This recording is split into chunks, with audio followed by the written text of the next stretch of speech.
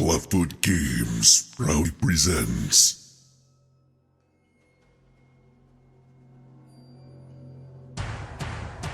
NIC French-German Battalion Talks 21st PD Foxhole Press Division Team Ayaya 3rd Division The Vanguard Salt and Pepper Armored Cavalry TAW in the Foxhole Competitive League Season 4. Watch as the greatest players in all of Foxhole take to the field in a 20 vs 20 special matchup edition of Foxhole.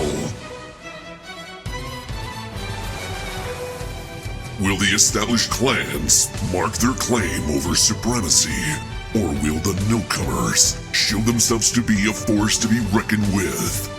As we take a break from the world conquest to establish Foxhole as one of the greatest games for esports in the world. With professional narration given by Commander Rod of the Roughnecks, Captain-in-Arms of the PressCorps, and Twitch streamer PFC Bannon. Come participate in the greatest Foxhole celebration in the world. Mark your own legend, forge your own destiny in the field, fight alongside your brothers and sisters in arms, and conquer the Foxhole Competitive League. Your rise and fall will be dictated by no one else but you. The Foxhole Competitive League Season 4. Brought to you by the Siva Masaya International Sportsmanship Association.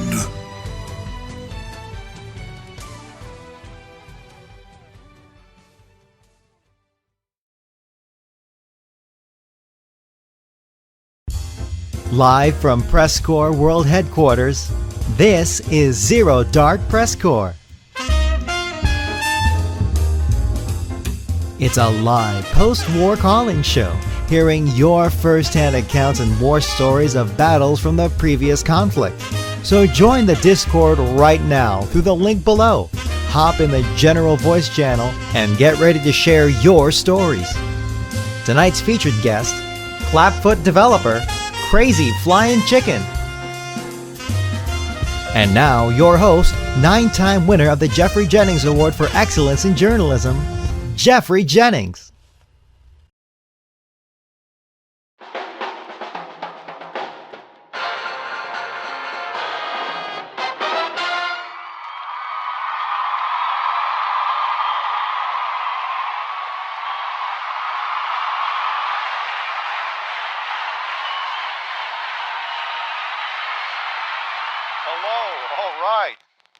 Exciting stuff. Rod, Moth, can you hear me out there?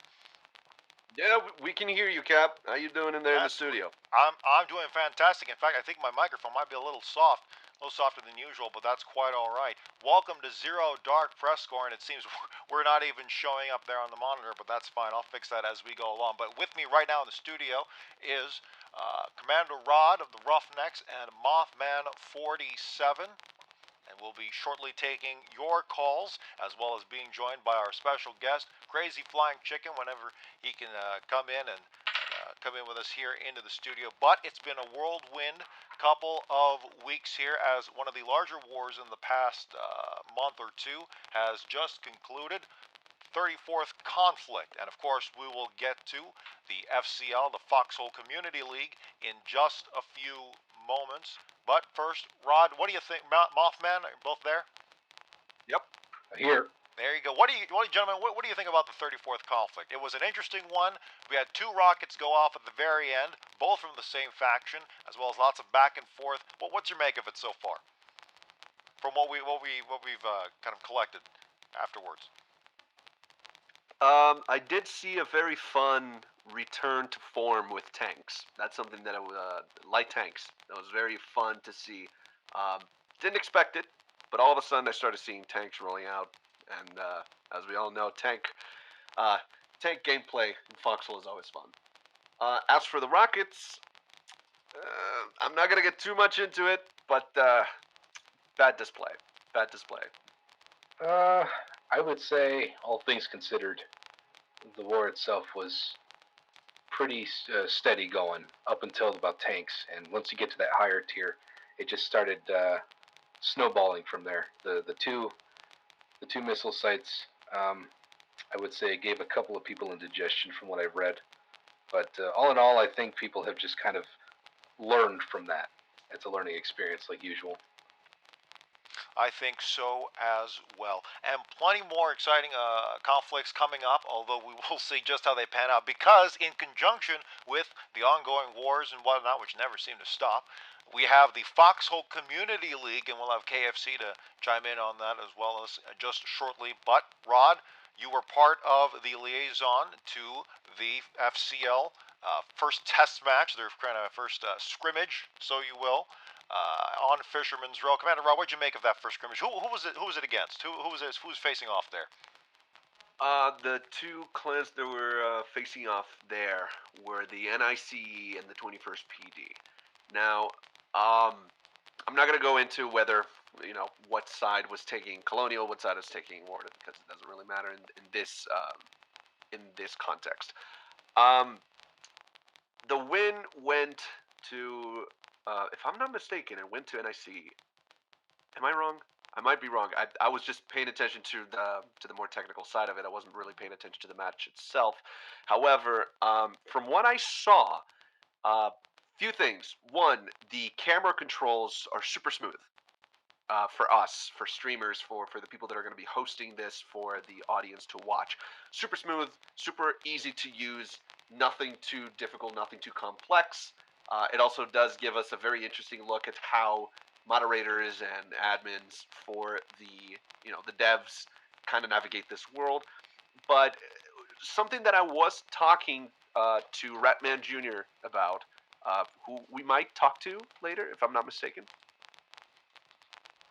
Yes, yeah. He was Okay, part of it. I believe so. That's what he claimed.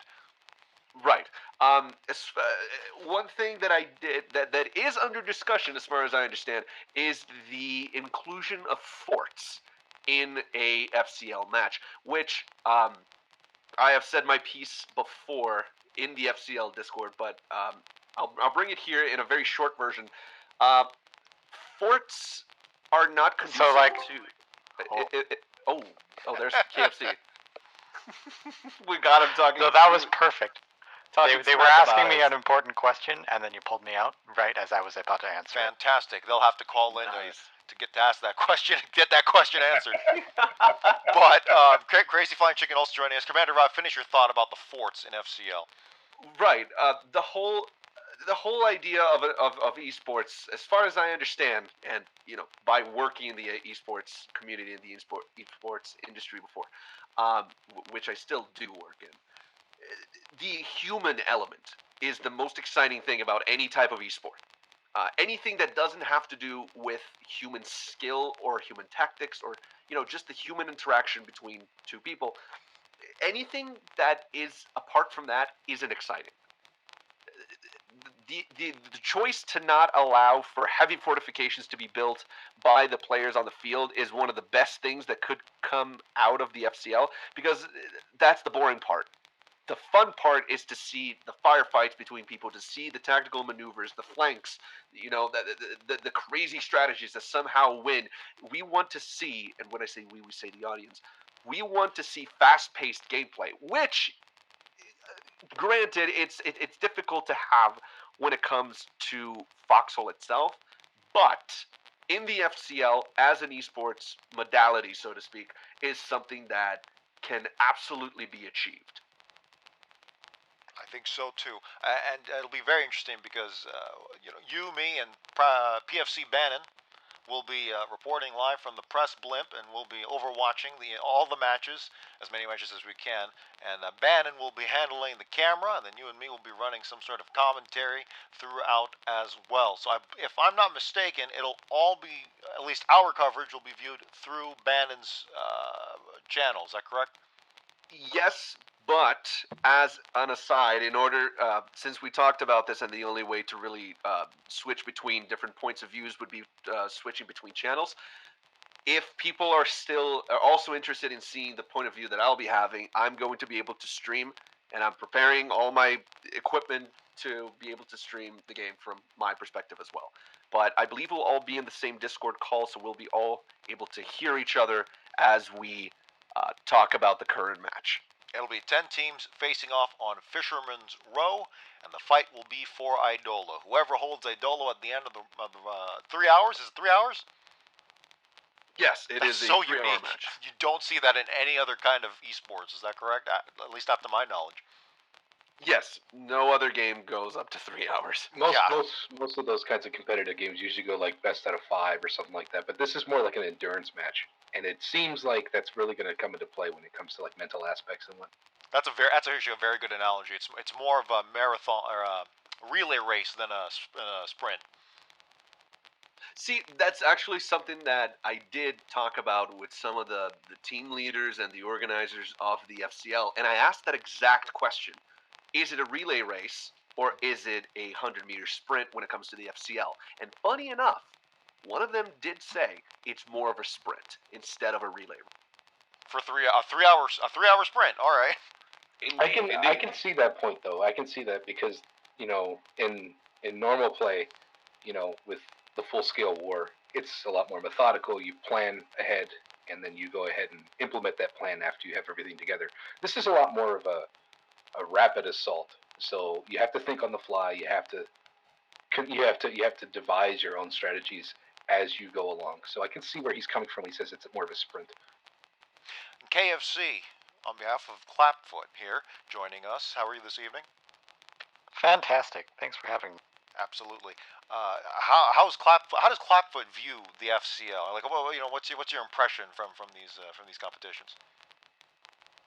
I touched on this a little bit from Commander Rod, but it was really inadequate an answer. But the FCL to us has always been a representation of the core of what the Foxhole community.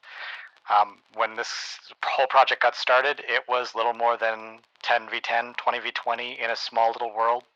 And since then, you can see how big this game has gotten. But the FCL is just a really great callback to that. Going back to that really small, really tight-knit competitive group that just persists after almost 4 years. It gives it a lot of 4 years. My goodness, it gives it a lot of perspective, right? Because originally, what was the game? I'm going to break character. What was the game like 4 years ago? What was Foxhole like?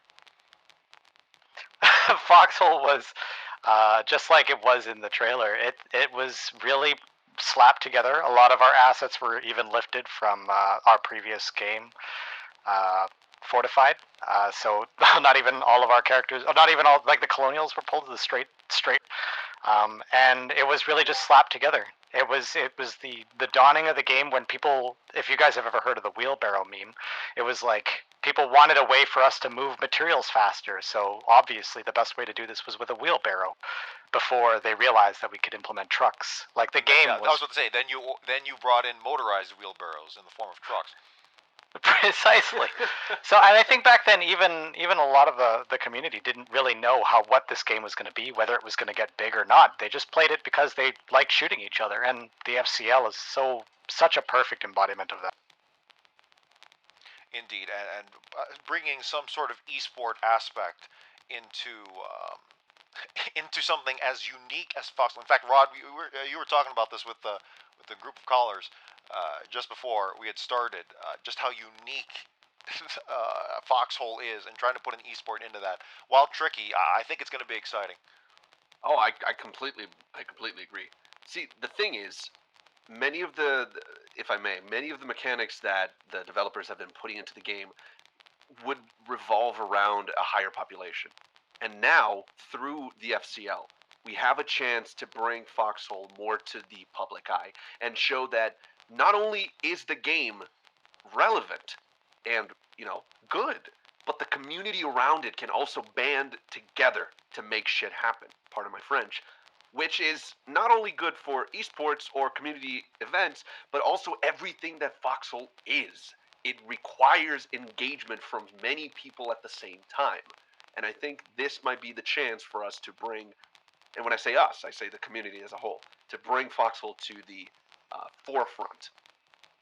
Right, until a controversial call in the last second match, and then everything gets salty as hell. But that's usually how it goes. In fact, honestly, the closest thing I can can't have a good salad without some salt, man. Of course, absolutely. The closest thing I can think of to the FCL were the I think for things that last hours on end, probably be the PlanetSide 2 server smashes. But those were just so frantic. This is going to be such a nicer pace, in my opinion, and these will be quite exciting. Well, in any case, if there's anything else, KFC, anything else to say about the 34th conflict?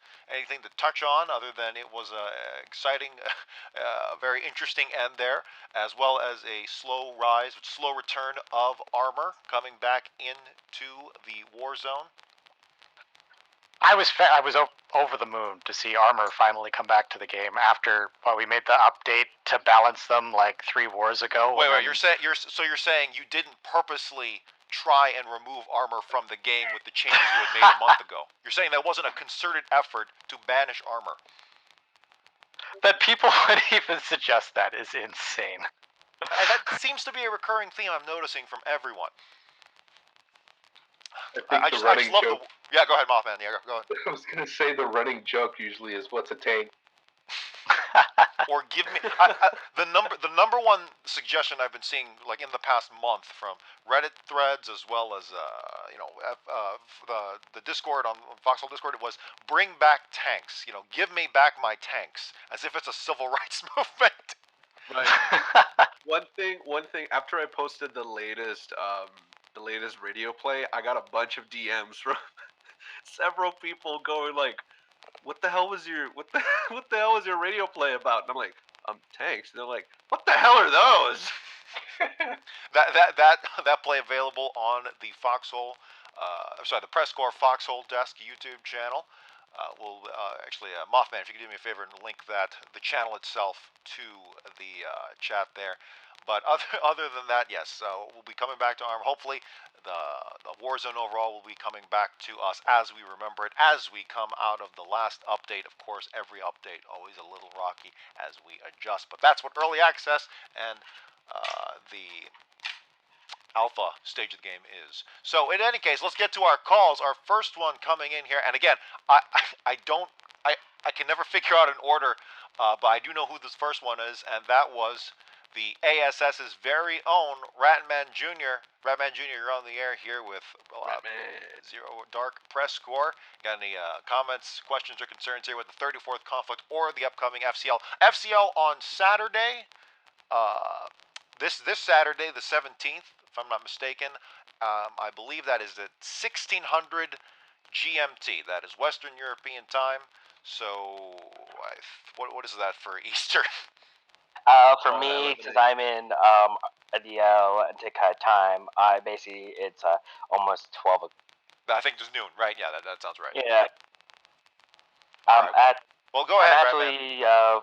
I'm actually one of the guys who's been playing FCL since season 2 of SCE and then A.S.S. And last game, which was the initial for basically testing to see how the server will handle and basically played some other teams. I was part of the NICE team.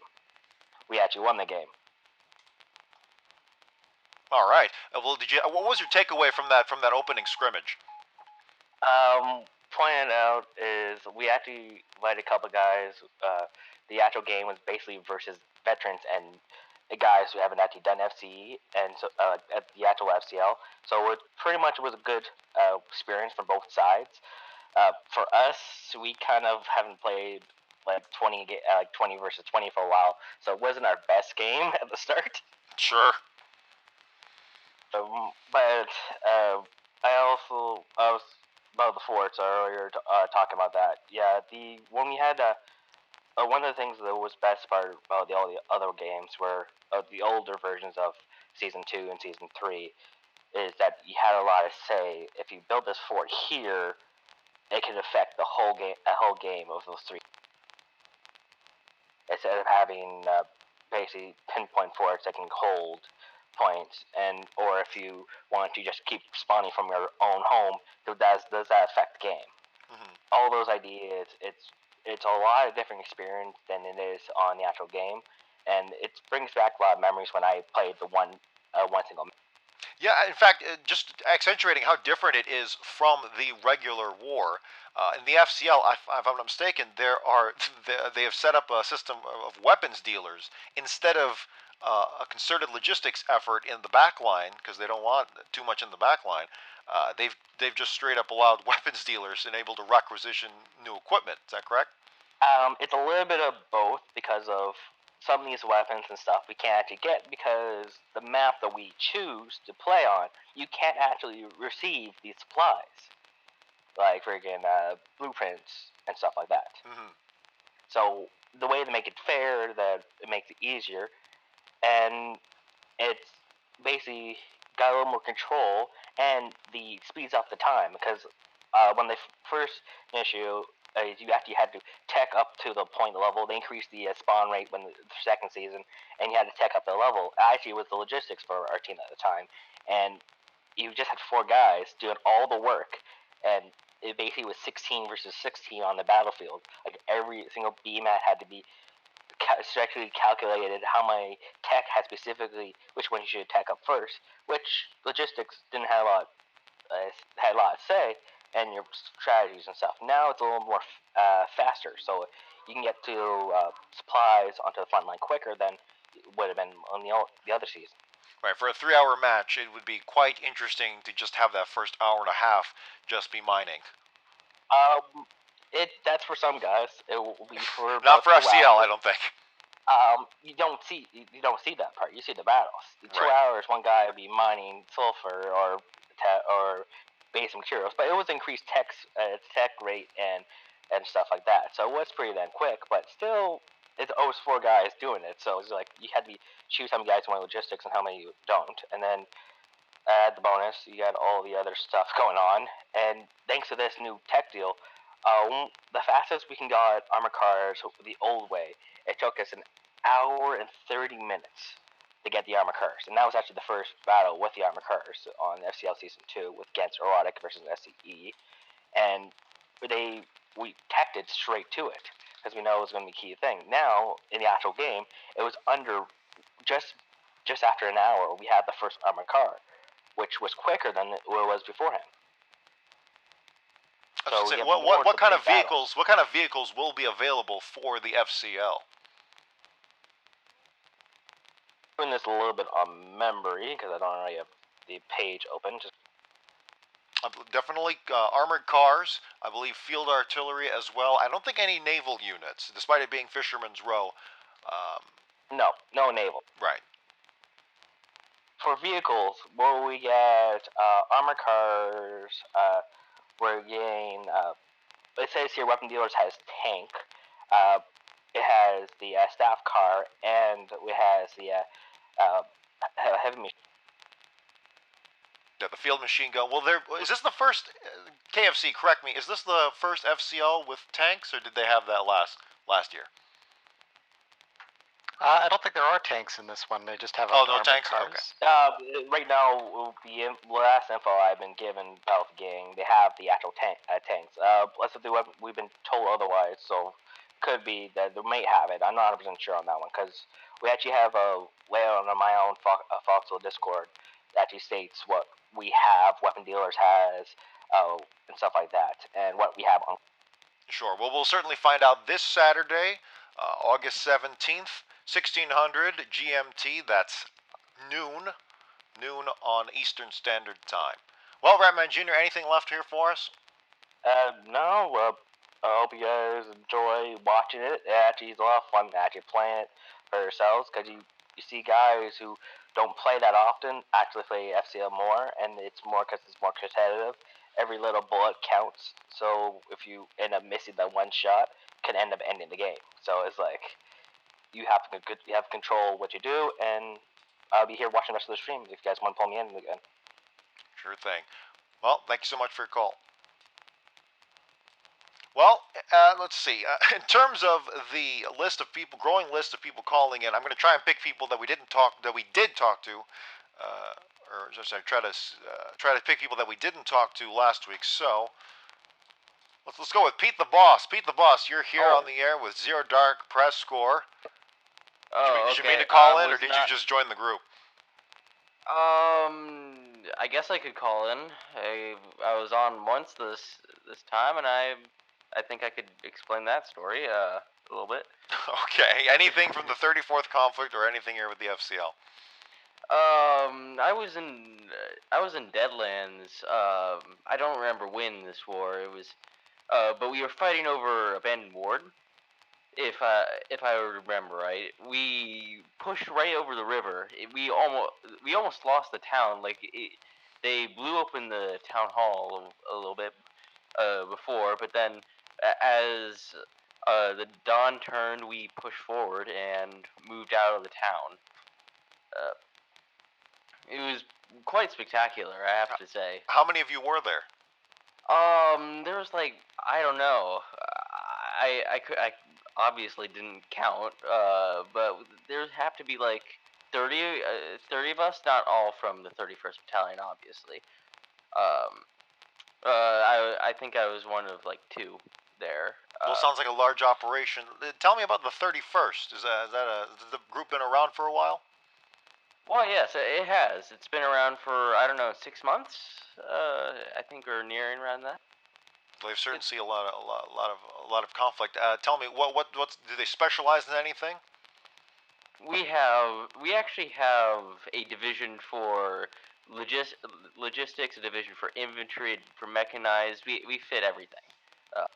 We have people fitting everything. We are council run, and with head COs for each of our divisions. So you're run by a council at the top. That's interesting. So you don't have a chief executive. We do not. You do not. And how many people on that council sharing power? I think around 12 right now. 12 people in that council. How many people total in the group? I don't know, around 64 last I checked. I see. Okay, well that's very decentralized. That's quite interesting. So everything comes up to a vote. Yes, it does. With an even number of people. Have there ever been ties? It doesn't completely end up as a vote. Say an operation the operations are usually held by COs, but for greater things say where we're operating stuff. Okay, I was under the impression that battlefield decisions came to a council vote. I'm like, wow, that's very bureaucratic of you. Yeah, Could you imagine? It's like we're getting hit on the right flank. Let's hold a council meeting. Let's discuss this. Sir, my rifle has run out of ammo. I need to reload. Hold on a minute. Let me call the direct line here and ask if that's possible. Do No. you have our secretaries? We hold monthly meetings ourselves to discuss internal matters and external matters. That's where the council is. That's where the council comes in. I see. All right. And then, does it rotate in terms of who is leading the operation that day or that night, or is the CO? Does it just rotate CO, or does it kind of pass around? CO has passed between people before, but it stayed.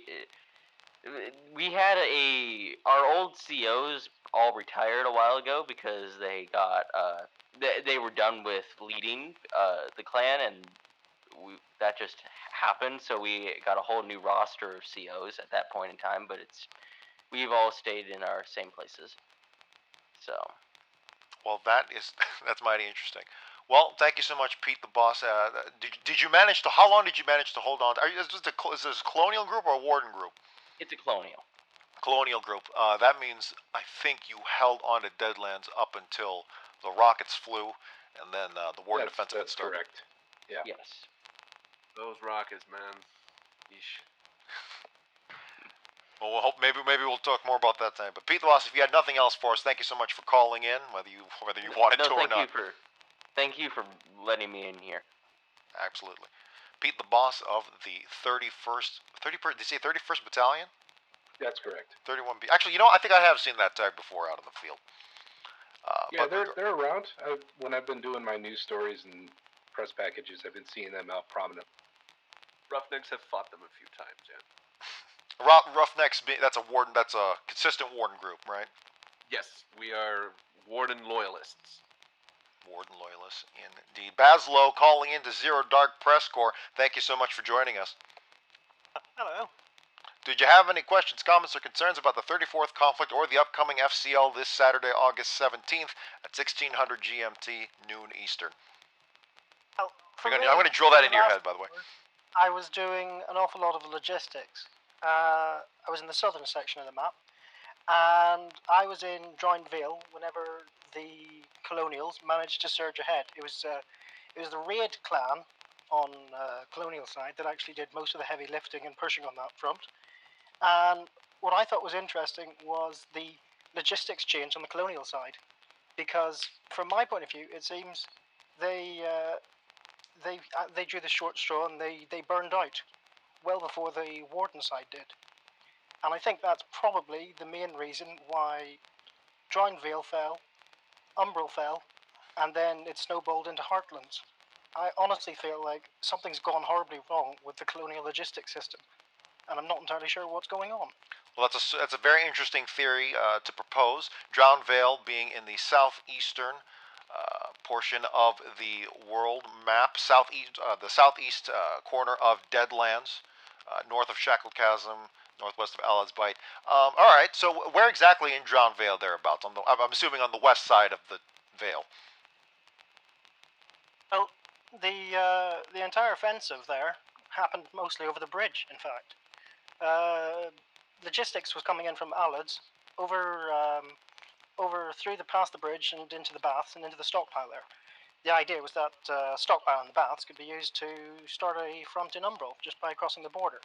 And whenever the entire road got completely and utterly blocked and barricaded, the bridge blowing up, the Colonials managed to get a high ground and then siege the baths. But I think that they just burned through the stockpiles that were present in the baths by the wardens, and the Colonial Logistics Network never actually played catch-up to deliver the supplies that they needed to actually sustain that front. And ultimately, what we then saw was a complete and utter disintegration of the entire front.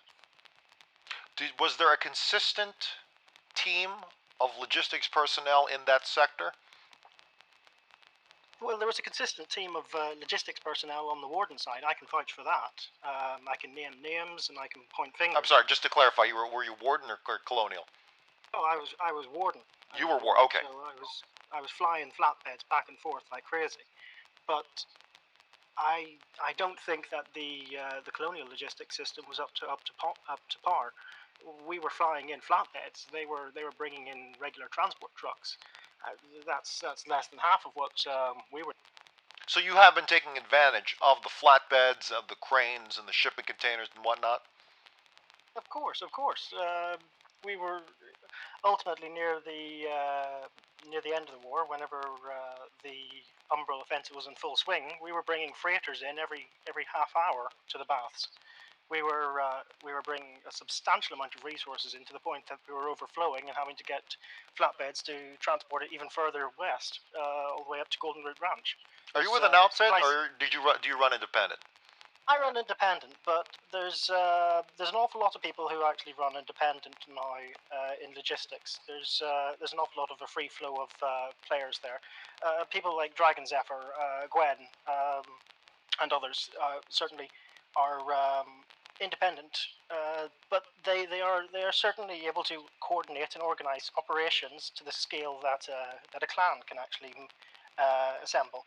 In fact, the Longstone siege, where the wardens pushed into Westgate, the entire logistics for that there was coordinated by a clanless player called Groceries, and he was the go-to contact in Heartlands for the resources being pushed in and injected into the Warden war machine. I can vouch for that. Groceries is a phenomenal field captain. Oh, again, yes, independent, an independent member, an independent warden. Completely independent. Yeah. Well, that's good to know. This is more anecdotal, but I've been seeing a lot of chatter about how, a lot more of logistics and maybe a lot more high not high class, but more grandiose. There you go. Grandiose operations usually tend to slant towards the outfits, but going towards independent members again, I think that's very critical to not just what Foxhole Clapfoot's vision of the war should look like, but more so it's just incredible how that's able to happen. So Bazlow, again, to the theory of did the colonial logistics collapse leading to the whole front line collapsing westward, well, we need to talk to a colonial to dig into the meat and potatoes of that. But in terms of what you did, or in terms of what the wardens did, how did you manage to maintain such consistent organization? How would you approach that question? That's a bit of a tricky one. It is because there's so many ways to answer it. But what's the first thing that comes to your mind? Honestly, I think that the morale played an amazing factor here. There was an awful lot of communication. There was an awful lot of talk between clans, between clanless players using world chat. The communication here, the use of operations meant that people got things done. Were you part of an operation then, I'm assuming? Oh yes, I was part of multiple operations throughout the war. How big were those operations? Some of them got as high as 10 people, honestly. I would say on average we were sitting around 6 people in operations for Alad's Bite and in Heartlands. And certainly there were clan players who also joined up. I can safely say that Anzac, for example, they responded to the call for more logistics orientated players, taking advantage of the scrap fields in Heartlands whenever the player count was primarily in Westgate and not in Heartlands.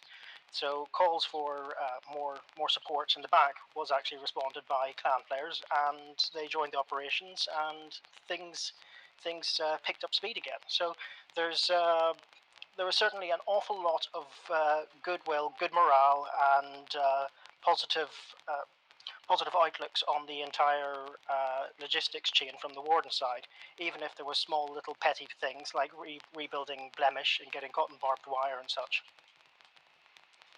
Well, that sounds like quite an epic.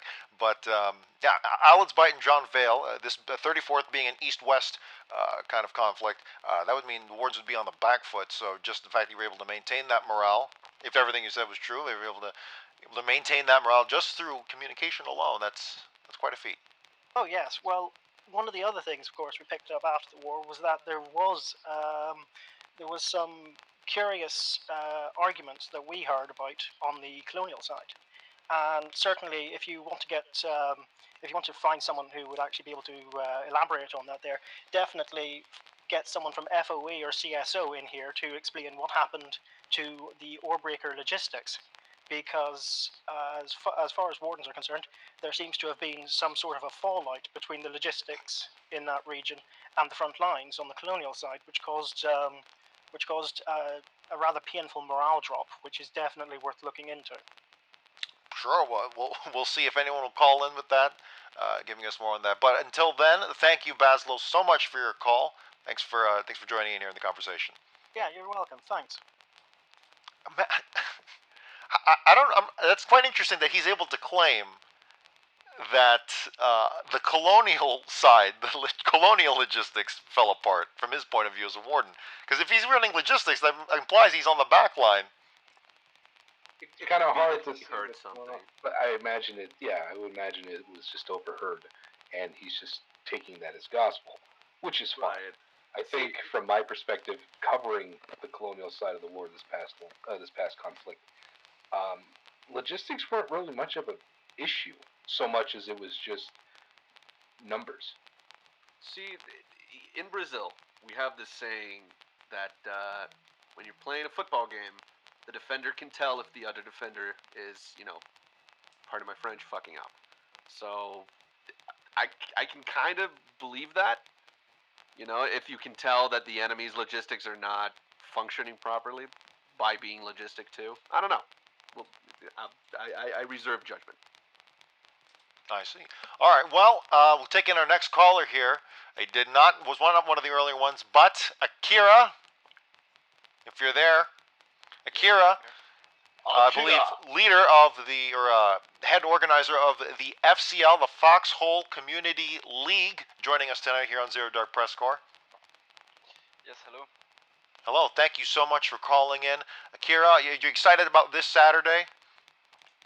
Oh yes, of course, but it's not. So we changed the dates recently. Gosh darn it! All right, what's the new date?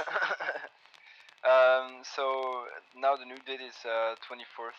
So basically not next Saturday, but the one after that.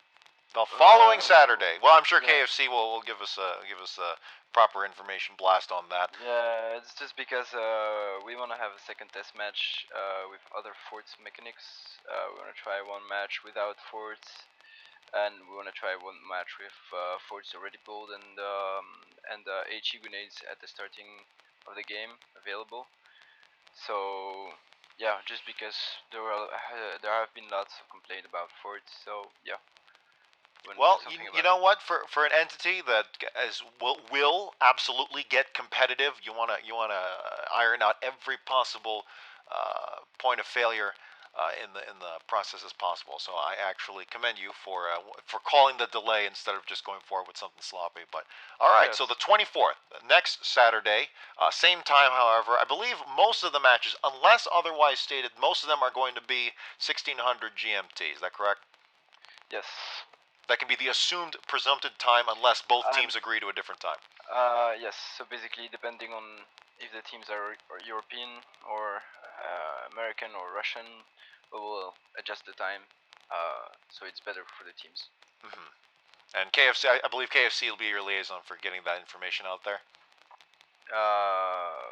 Yes. No, maybe. to be clear, I'm trying my best not to be a part of the actual organization of this event as much as I can because I have a team with Casper. We're both trying to participate, so we're trying to distance ourselves from the actual organization of this. However, obviously this event needs some developer support, so I am there for that. But for all of your inquiries, go through either Akiira or Marinova. They should have all the information for the tournament. I see. I'm glad we talked about this. KFC, what team will you be on? A little known team called Salt and Pepper. Salt and Pepper. What kind of dev commands you'll be running during the matches? Only about half of them. Only about half of them. All right. Well, Akiira, what's have you run the other FCLs before, or was this your first time as part of the organization team? This is not my first time as part of the staff, but yes, this is my first time organizing. Sure. Yes. And what are you excited about this upcoming FCL season compared to previous FCL seasons? I think it might be better than all previous FCL season. I don't want to assume anything, but I feel like we really have a cohesive staff group that's working together. That we all have the same points of views, and I feel like it's gonna be very cool compared to the previous FCLs because I feel like there are also lots of new clans and new teams that are not even part of clans that are gonna show up and they're gonna show us something new. That'll be exciting. I believe that this is the first time tanks will make their way into the FCL. Is that correct? No, that's incorrect. That is incorrect. So no tanks. No. The heaviest vehicle you can have is the AC. Oh, okay. So just like previous. Great. Yep. Will there be field artillery? No. Actually, not like previous because the previous FCL, the previous season, but one and first didn't. One and second, I believe, didn't have ACs. Wait, no, the second one had, and the third one had half tracks. But we decided to bring it back to old school, so we disabled the half tracks.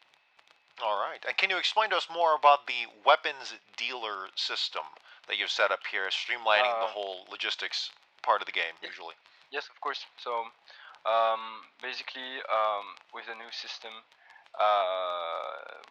since update 26, there is no way of changing the technology tree. So we had to come up with some kind of mechanic that would make it seem alright. And so we came up with a weapon dealer that's also fun because it's kind of roleplay, like supplies coming from the main territories to support their elite groups fighting for the flooded Fisherman's Row. So yeah, basically the weapon dealers is gonna be the weapon dealers are gonna be 2 people, 2 staff members that are gonna be contactable by both teams, so they can bring supplies, important supplies like HEs, stickies, howitzer shells, ACs, and etc. To both teams, and basically make the match more interesting. Yes. I like how you actually tried to sew in some lore into it, as opposed to just saying you can buy weapons. Is that gonna KFC? Can you confirm that this is gonna be part of the lore? No, I can't, because that's a Matt thing. So, but right. Can you get Matt in here like right now? Can you wake him up? No. Is he asleep in the office right now? Are you in the office? Somebody get the presidential phone and call him. The presidential phone. Well, Akiira, I'm just glad you didn't call it loot crates. But regardless, 20 versus 20. Go, what's up? Yeah, so I wanted to just mention this because I know that this has been a raging conversation for a while. I'm sorry, if this is just throwing fuel on the fire, but the whole like people are against the fort. Personally, I'm pro fort. This is my personal opinion, but like I think the forts are a good idea for FCL. I know that I've heard the arguments against and for, but I think overall the forts will result in less of a snowball. I know that other people think it will create more of a snowball, but personally, I think it will make less of a snowball, which is going to be important because that has been a major problem with the FCL in past seasons. Very usually, the game is over in the first 20 minutes, and I think the forts will help mitigate that. Yeah, I definitely can agree with that, and most of the staff members do agree with that too. The question about forts is very simple to answer, and it is our main way to allow teams to secure their logi lines very easily. Because FOB costs 300 BMATs, 15 upgrade parts to activate, and then you have to put defenses around it, and that in all takes a very much amount of time in the short amount of time that you have for the match, 3 hours. It doesn't seem like it, but a fort may take like 15 minutes, 20 minutes to set up. A fob, sorry, and while a fort will take only 5 to 10 minutes. And so you gain a lot more time, and you secure your logi line way easier than with a fob, because a fob is way easier destroyable also. And people see it as the team that lose a fort, but as a team that take a fort in your territory, you will gain way more than if you lose one. That's basically it. Yes. All right. But we won't belabor the point. Sure. Well, we'll see what the test scrimmages in the coming week with the delay and whatnot, what conclusion you really come to by next Saturday. But regardless, it'll be a very exciting season. I believe slated for 3 weeks, the total season, assuming no delays. Or yeah. Yes. So basically, in 2 weeks, the official FCL will start. I don't think we will delay it anymore because we don't want. We want to have maximum of matches in August and not in September, because obviously for many vacations end on September, and so yeah, we want to have as many matches as possible in August. Okay, well, Akiira, thank you so much, head organizer here. What's your official title? What's your preferred title? One who takes all complaints? Yes. No, that's crazy. If you have forward over for the FCL, it's me. If you have any complaints, any questions, anything you'd like to suggest or something like that, just contact me in DMs, slide in my DMs, and we'll talk about it.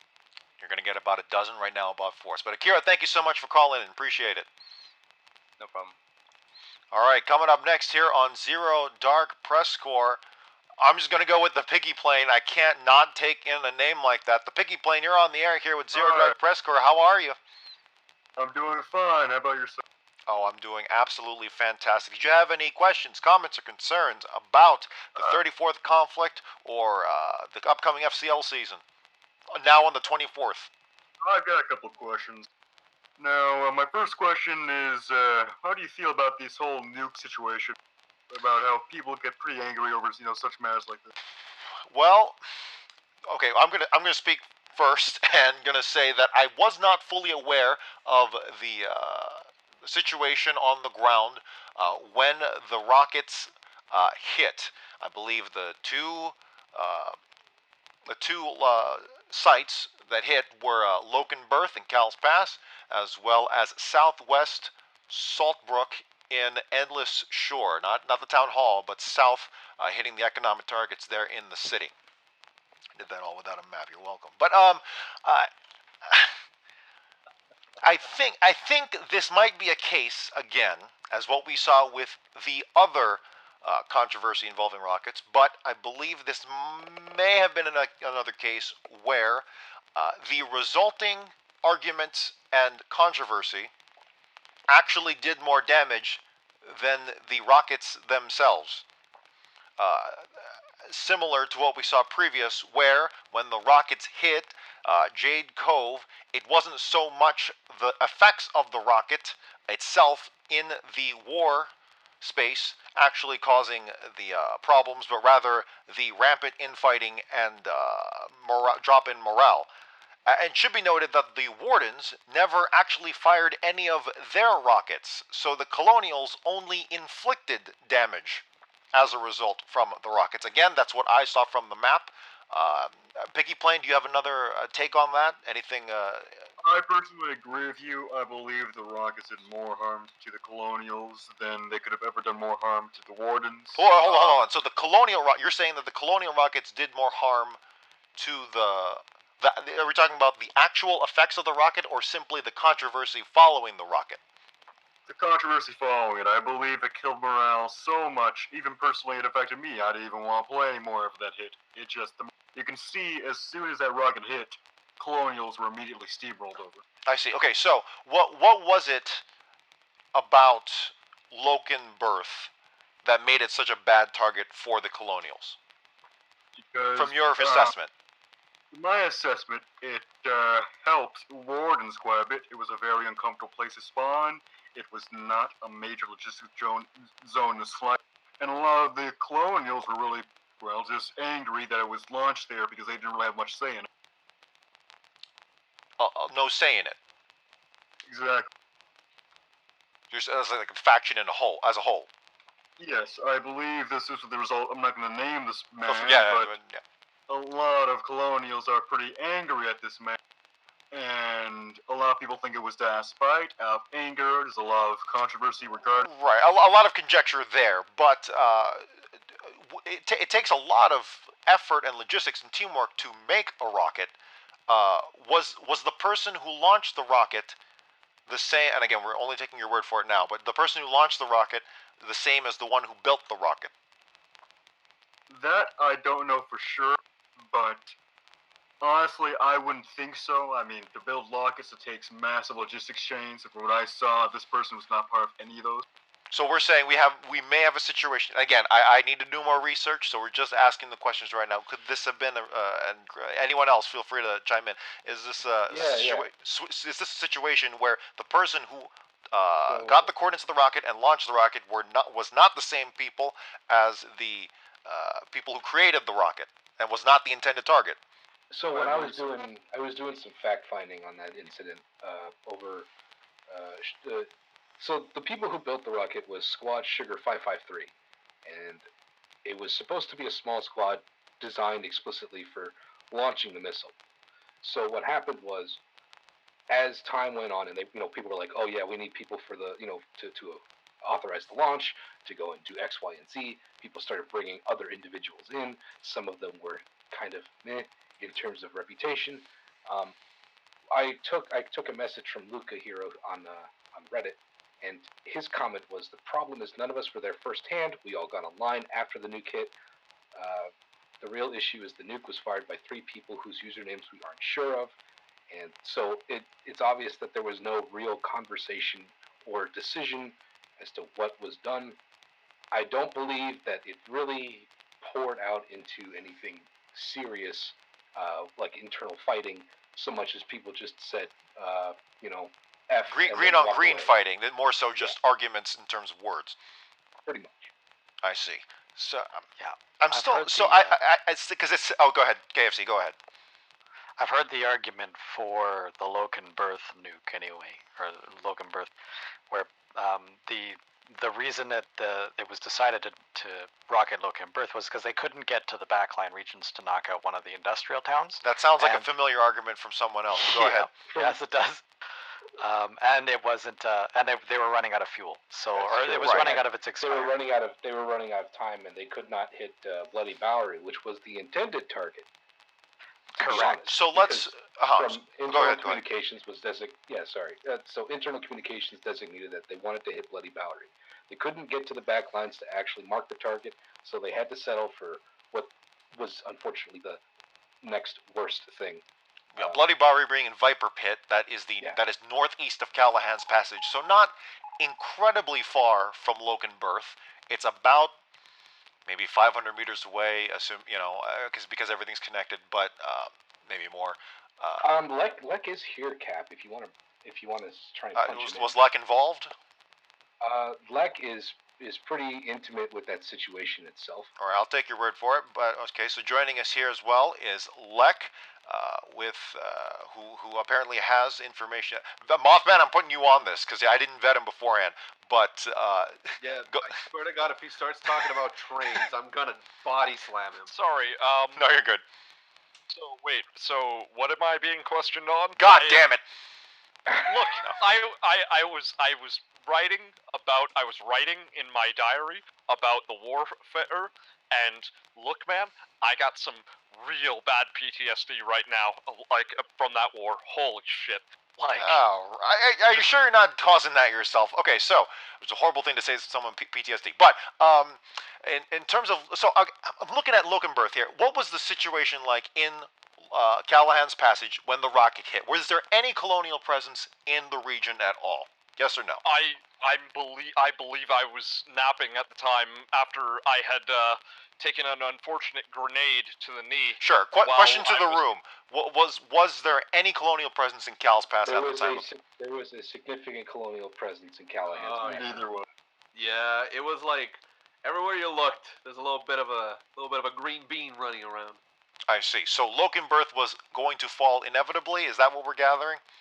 So it had already fallen. It was neutral. It was under, and then it had fallen under Borden hands, and then there was a fight over the town.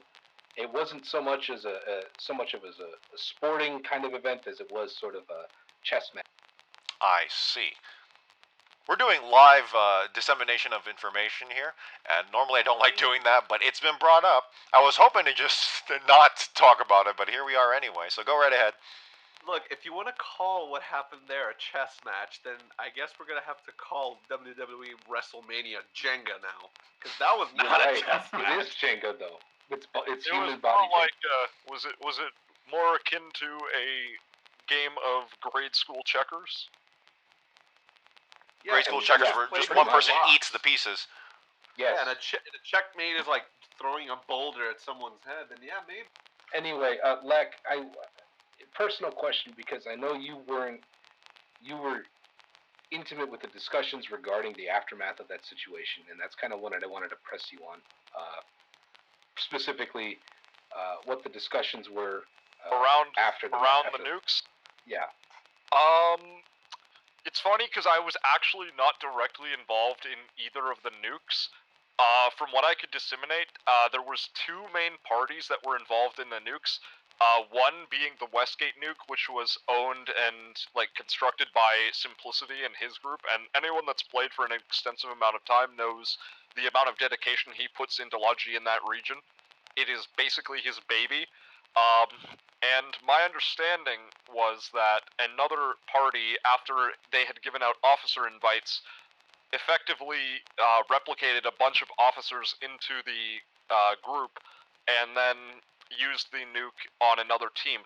Though again, this is all secondhand knowledge, and I'm unaware if it is entirely accurate. That being said, though, I don't see any of the nukes being as big of an issue. The way I see it as more of an outsider is mostly like, to compare it to Jade Cove, I think is a bit of folly. I think that a better comparison would be to say, let's say you're fighting in a field and you're gonna run yourself towards an enemy town. Jade Cove was kind of like going out with an inventory full of RPG shells and running into a foxhole, and then losing them to the enemy side. That's what Jade Cove was. Meanwhile, this was more akin to going out with an inventory full of RPG shells and running into a massive patch of barbed wire. And speaking to that, I think that it was quite apparently not as big an issue. But you know what is a big issue? Barbed wire. Barbed wire, the sponsor of today's episode. Okay, that's not true, but hell of a metaphor there. But what I'm gathering is it's less so that the rockets themselves did really any damage, more so just the resulting infighting of maybe not having, of the faction as a whole, not having as much control and input over the decision where to use the rocket as much as they'd like, particularly for something that changes the outlook of the strategic situation on the map so drastically. I mean, very well said. I would very much say that is effectively what it was. It was very much a morale hit, mostly due to the confusion surrounding it, as well as the subsequent Warden uprising that they managed to make an excellent comeback, using the situation and all of its advantages to spike their population and make a quick and decisive victory. Sure, and I guess in that way you could compare it to Jade Cove, but honestly, again, Lokenberth apparently was at the time neutral and then was recaptured by the Wardens temporarily. So again, the worst that happened there was that there were other better targets to hit, and then when the second rocket hit southwest Saltbrook, it didn't hit the town hall, but rather hit the economic targets. Again, there could be an argument there that while it didn't do any harm to the colonials at all, it simply was not as good of use of an opportunity as it may have been.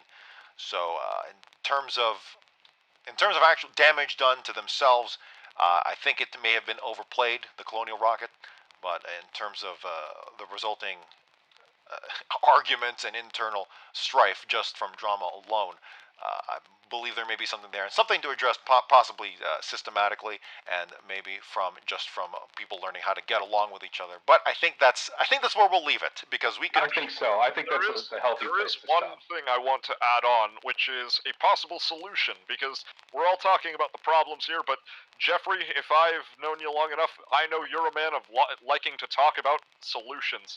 And the biggest solution I can think of to the miscommunication amongst both factions is a quick join functionality to operations, making it so easy for lone players or people that don't have friends on at the time to quickly join and get involved and feel like they are making a difference as part of a larger cog in a larger proverbial machine. KFC, confirm, deny, right now.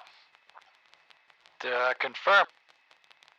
You heard it. That's absolute 100% going to happen in the next 24 hours of the next hot patch. Undeniably true. Actually, it's already live. Get into the game right now and the go next conquest savor will that. feature a quick join functionality for operations. Version 1.0 just around the corner here. We're covering it live here on Zero Dark PressCorps. Thank you so much for your attention. We're discussing the upcoming version 1.0 release of Foxhole, getting released here on. Isn't there a Times Square party being scheduled as well?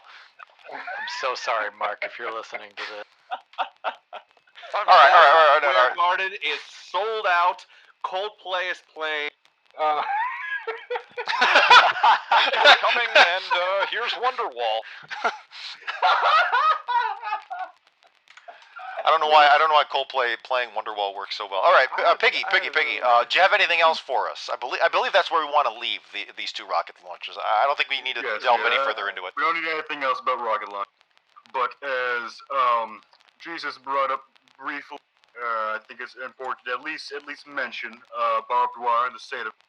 Right now, I believe the entirety of both factions believe that barbed wire is criminally underpowered. We believe that it needs to inflict bleeding damage. Underpowered? You think it's underpowered? Agreed. So, yes. This is the first time I'm hearing about this, so I'm still processing it. Rod, did you have something to say about that? Are you saying that the RPGs are underpowered now? Is that what I understood? No, it's a barbed wire. Oh. See, the thing about barbed wire is that I wouldn't say that it's underpowered. I would say that it's wrongly powered. You know what I mean? Like it should be applicable differently. Like if you get stuck in barbed wire, just go prone, and you should be able to get out with the same speed of going prone, because that's how you go under barbed wire. Mm-hmm. What if it's on the ground? I've always argued the sentiment, the whole notion of barbed wire is not there to stop people. It's more to just inform people who are of weak determination and spirit to say, hey, this isn't a great place to be. You should go over. It's more of a funnel and a deterrent. And if the person is audacious, whatever, enough to actually try and engage it, they probably should be able to go cross it. Because it's excruciatingly slow, especially if you have now layers upon layers of barbed wire. If that person's really at that point, you should have just put a wall there. That's what I'm getting. Yeah, exactly. Do you think it? So you think it should inflict bleeding damage? Yes. Huh. That's what the majority opinion was in the lounge. We had a quick discussion.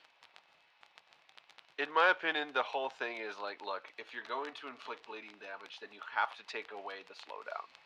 It's simple as that. Because if you have slowdown plus bleeding damage, you make it so that barbed wire is more powerful than a... Or drastically reduce the slowdown. Mm-hmm. I believe at least that. I believe that the slowdown should be caused by the bleeding damage. That I disagree, but well, at least we can agree on the bleeding. Yes. All right. Well, there's plenty of ways we can go about this, and of course, nothing on the war zone is free from intense controversies such as this. But exactly. Piggy Plain, thank you so much for your call. It was a pleasure to be here, Cap. Absolutely. All right. Can't believe that the hammer's handles are not mahogany. That's just birch. I can't believe it. What is this, cedar? God damn it! I can see wormwood in it. Article board. All right, Rod, pick someone. Pick someone.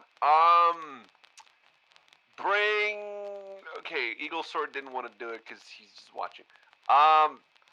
Give me Nocturne. Nocturne. Give me that boy. Nocturne, welcome to Zero Dark PressCorps. Thanks for calling in. Hola. What'd you have for us here? Yes, it's me. Hold on, I have the stream on. Okay. Sure, yeah. And anything here involving the 34th conflict or the upcoming FCL season on August 24th, next Saturday? I do believe that we are going to win FCL. Who is we? I don't know. That's the winning team. That is. All right. Bold words here showing their mic skills. Do you have anything else for us?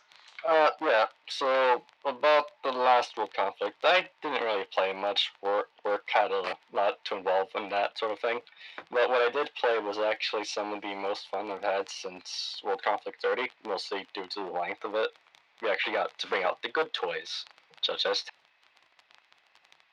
Yes. I will agree with that. Tanks have... a unanimous agreement that when tanks hit the field, it's when warfare starts getting really interesting. Now, okay. So, with that being said, what can we do about? I'm gonna just pivot. What can we do to make pre-tank combat interesting? Is it not? What's missing there? Huh? Well, obviously we know what's missing is that armored warfare, but you still have half tracks and armored cars. Yes, but It's kind of hard to pinpoint exactly, but And this could be a completely arbitrary conversation I've crafted for ourselves, but let's just keep going down a little bit more that route. So I would say, from my perspective, is that when armored cars and half tracks come out, there's usually other tech that needs to be focused at the same time. So there's still a lot of people that are focusing on scrapping and getting tech for that.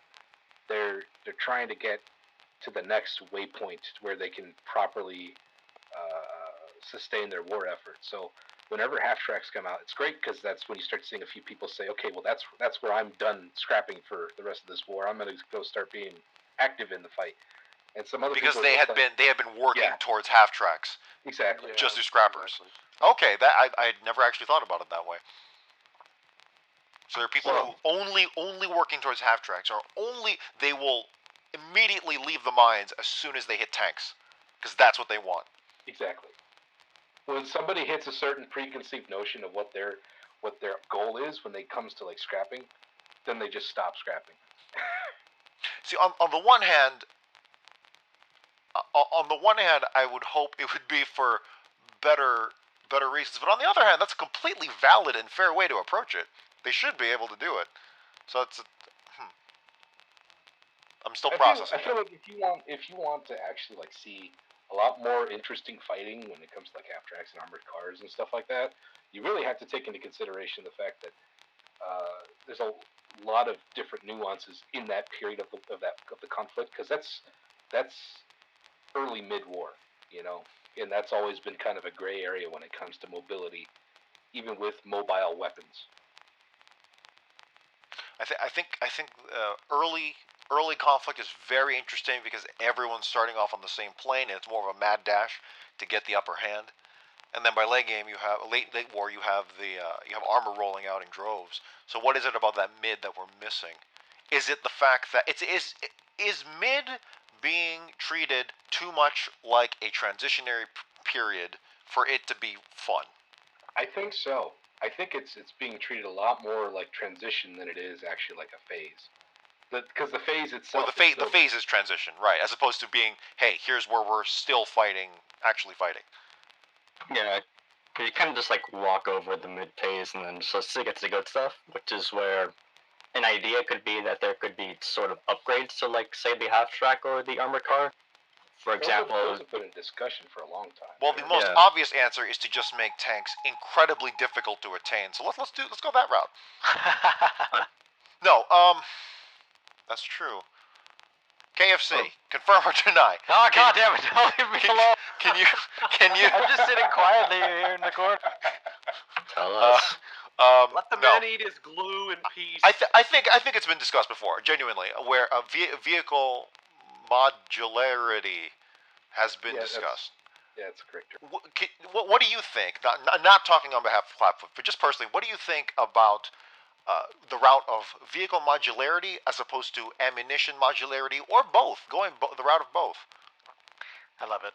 I mean, we've released some of the concepts for like changing up the half track, and in fact, I think it's necessary. There's so many vehicles now that become obsolete the second the next best thing is researched. Like half tracks have just completely been pushed out of the meta.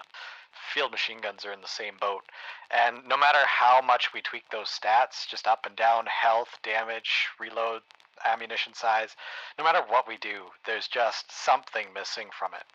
They're filling the same roles on the battlefield, and they're not doing it differently. They're just doing it slightly better, and there's nothing interesting about going to a half track from an armored car. So modularity to me it seems like a no-brainer, but the question is just finding the development time. Right, and it's a very tricky question because it's right in smack dab in the middle. So of course you upset everything else in the eco. Foxhole more than any other is truly an ecosystem that is so hard to test and maintain because let's just take Call of Duty, the go-to game example for everything, right? You can change balance there in that ecosystem, but everything is so isolated in rounds so that you can figure that out pretty quickly, more or less. Same thing with Halo, same thing with Battlefield, and then for MMOs, that's a whole other direction. But for Foxhole, where it really is a living, breathing ecosystem of war, it's so hard to clamp down on. It's PvP too. It is PvP, I yeah. think And it's all funny that- PvE instances are created from players, so yeah. Yeah, absolutely. And PvP is not an easy game mode to have in any game. In any MMO, you guys may notice that like they tend to shy away from it quite a lot. And even the games that do it fairly well, in my opinion, like Guild, like their balance patches are so careful because they know how just the tiniest change in the skills or the cooldowns will change dramatically what the meta is, and we have to deal with the same problem. Indeed. Yeah, Nocturne, did you have anything else for us? Was that the direction you were hoping to go in, if at all? Mostly, yeah, actually. It could be also, like, more vehicle obstacles in a way, because right now there's mines, which are, I guess, pretty cool, but, you know, they become a problem for your own vehicles. So another suggestion could be, like, some sort of wire that can stop vehicles, maybe an upgrade of a different type of wire. Mm-hmm. That's a thought. What would we call that sort of thing? Vehicle barbed wire, maybe? I think such a thing did exist, but I'm not sure. Would it be tank traps? No, tank traps are like the solid thing. Oh, okay. So like there's a difference. wires. So you're talking about the upgrade from what concertina wire would be for infantry. The vehicle example, I believe, is called Devil's Thorns or something like that. To the point where is it Dragon's Teeth? Dragon's Teeth? Yeah, Dragon's Teeth. It's Dragon's Teeth. But that's just tank traps. Yeah, but like actual layable wire, like spike strips, I guess would be the modern example. Spike but strips, I guess okay. to stop a tank or like something like that, it would have to be more robust. Wheeled vehicles, you know. Or it just stops wheeled vehicles, and then everything else can just run right over. Sure. Yeah, you know, workshop that idea. Go for it. Make a Reddit thread. And then watch it go down in flames as everyone downvotes. But regardless, Nocturne, thank you so much for calling in. We duly appreciate it. Thank you for having me. All right, just a reminder, we will not get to everyone here tonight because we don't have the time. I would love to, but you know, other people are on borrowed time, and we're trying to pick people out here that may not have been on last time. And I know it's a long time in between, but just work with us here, and we'll do our best. But anyway, a Mothman, why don't you pick someone here from the list? Yeah, okay. Let me pick somebody. How about Comrademedic? How about you come in here, boss? Comrademedic of Callahan's Legion, thank you so much for calling in to Zero Dark PressCorps. Did you have anything for us here concerning this evening? We're doing fantastic. Did you have anything for us here concerning the 34th conflict or the upcoming FCL season coming up Saturday, August 24th? Just give me 1 second. I had to turn the stream off. Got Absolutely. a little bit of double feed on that. Mm-hmm. I mean, if you could present some topics to me, that would be fantastic. I don't have anything immediate to present. But, Sure. Let's talk about trains. Trains. Yeah, let's talk about trains. In fact, hold on. Let's get a few people here that would love to talk about trains. I need to think that is a fantastic. Everyone, let's talk about trains here. What do you think would? God. No. Hold on. Let's get people who are actually interested about trains talking about trains. So, gentlemen, thank you so much for calling in. You've all been chosen. You know, Piggy, hold on. He was already in here. Clockwise. Okay. There you go. Yeah. Lek was already on. Not another soul that cares about trains in the waiting. No, this is the A team right here. Trains is a pretty good topic to discuss tonight, I believe. I believe so. Okay, gentlemen. Trains, yes or no? 100% yes. Okay. Everyone's a yes. Is there anyone no? I don't know exactly. Okay, a train is a vehicle on tracks. They can move a lot of shit really fast. I know. I mean, it sounds cool, but I mean, if you run the trains like on wire as well as like tracks, so almost like a trolley system. That's actually something I had not thought about before, but okay. I mean, you have some trains that run on a wire system. Isn't it kind of redundant? I mean, trolleys run on wires. Yeah, but they also have tracks. That's also true. So isn't it redundant? You know what I think they need to add armor train. Okay, so what? What is it about trains that you would love to see? What do you actually want to get out of trains? I want to see. Okay, sorry. I should ask one at a time. Let's start with spots. I think they should be considered as a fast way to move a lot of stuff real fast, like tanks, cars, and Can't you do that already with trucks or shipping containers? Yeah, but the thing with trains is that it can move a lot of stuff really fast. But here's the thing, and I'm just gonna be the devil's advocate. This is gonna get real messy, by the way. With trains, you are stuck with those tracks. You cannot get to everywhere you want to go. Yeah, this is why trucks should be a system like trains should be like the thing to transport. All right, Terrento, go ahead. Yes. Talking about trains, good new suggestion. But in my opinion, I see trains like as this ultimate lodge vehicle. Like this really late game thing that people just use to ship massive amounts of supplies or vehicles. But I can see them being quite fragile to partisans, for example. I got a question for you guys. Yeah, go ahead. Yeah. Okay, there's a train track, right? And you got one train going down the track in one direction, and you've got another player in another train coming back the same way in the opposite direction. How do you fix this problem? There should be an option to have side tracks, like how railways work. You ever or seen like you those let tracks them where crash you and die. The stronger really train simple. survives. Just But how do you magnify this problem by 15 people trying to do logi on the same track? Let's okay. So fair enough. All right, Rod. If I may, there's one thing that nobody has talked about with trains so far, and as someone who plays a game with guns, it makes me sad that no one has talked about this. Yeah, I think sabotage about train heists. The possibility to go attack a train. Yeah, I was thinking about that, like how you blow up the railway. Like board a train and fight the people on the train and take control of the train. Oh my God, yes. Even better. They should have like garrisons. They should have garrisons on the train, and they'll be shooting at you while you're trying to heist it. No.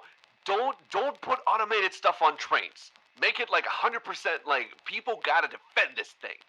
Just put people on a train. And now, if you will, okay, train heists are one thing.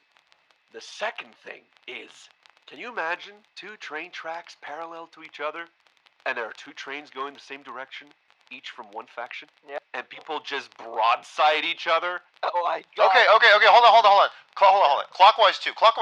What happened to Clockwise 1? Clockwise 1 had to die. That's it. Thank you. Thank you so much for chiming in. Clockwise 2, thank you so much for your call. Journalism, boss, always. Absolutely. That's actually what we needed. That's what we needed to hear. Thank you so much, everyone, for calling in. Duly appreciate it. That's all we have for Zero Dark Press. I'm kidding. We're not going to end on that. Let's go with Overshock. I just ended the train talk because there was literally no one else in the community who really had much input on trains. Overshock, did you? Welcome to Zero Dark Press Corps. Thank you so much for calling in. Well, what did you have? What'd you have for us here about the 34th conflict or the upcoming FCL season on Saturday, August 24th?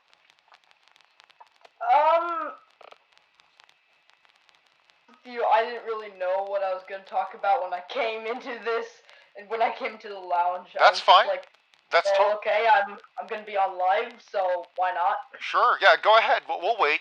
Go ahead. Think of something. What are your I plans was actually thinking of having a conversation with you about the upcoming Foxhole Community League because Excellent. I very am interested. Okay. Are you part of a team, or are you planning to become part of a team? Or just watching? Not so sure about that. Okay. But what riles? What riles your jimmies about it? How old are you? That felt uncomfortable to say to you.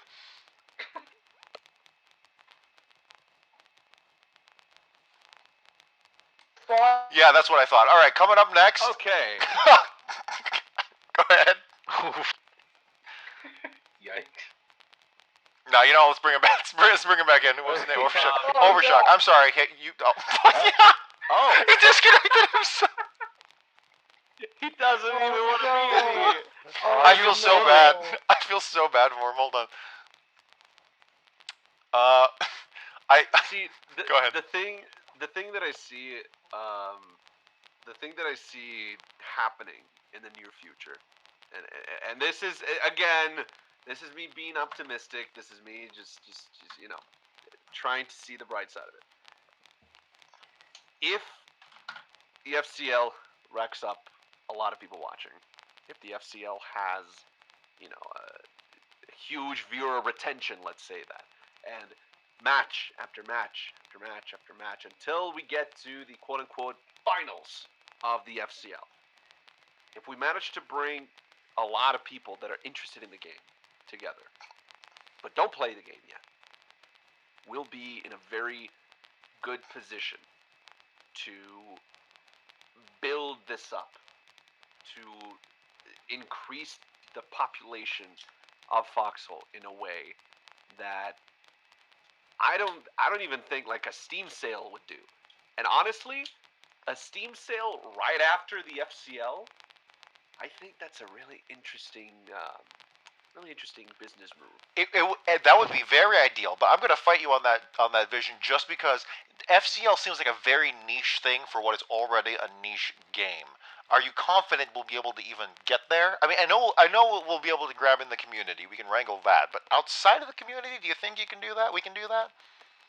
See, the thing is, Cap, I completely agree with you. It is a very niche thing. It's an extremely niche game. Niche on a niche. But again, yeah, it's a niche on niche. I completely agree with that. But at the same time, the community is here for a reason. You know, this is not a community that only plays Foxhole. These are not players that only play Foxhole. These are players that play a myriad of other games and have come together for the Foxhole Competitive League, for their own clans, for the world conquests. Foxhole is a game about, you know, bringing people together for a common goal. That is, as far as I can see, what the Foxhole experience is at its core. Whether you like the people you're working with or not, you're all working for a common goal, which is to win the war, quote unquote. With the Foxhole Competitive League, if we can entertain, and I think that's the main thing, if we can entertain, we can bring people that would otherwise never hear about Foxhole. People that have the chance to become interested on this, but would otherwise never hear about it or never have an introduction to it, so to speak. Well, that'd be very exciting if we can make that happen. KFC, what are your thoughts on it?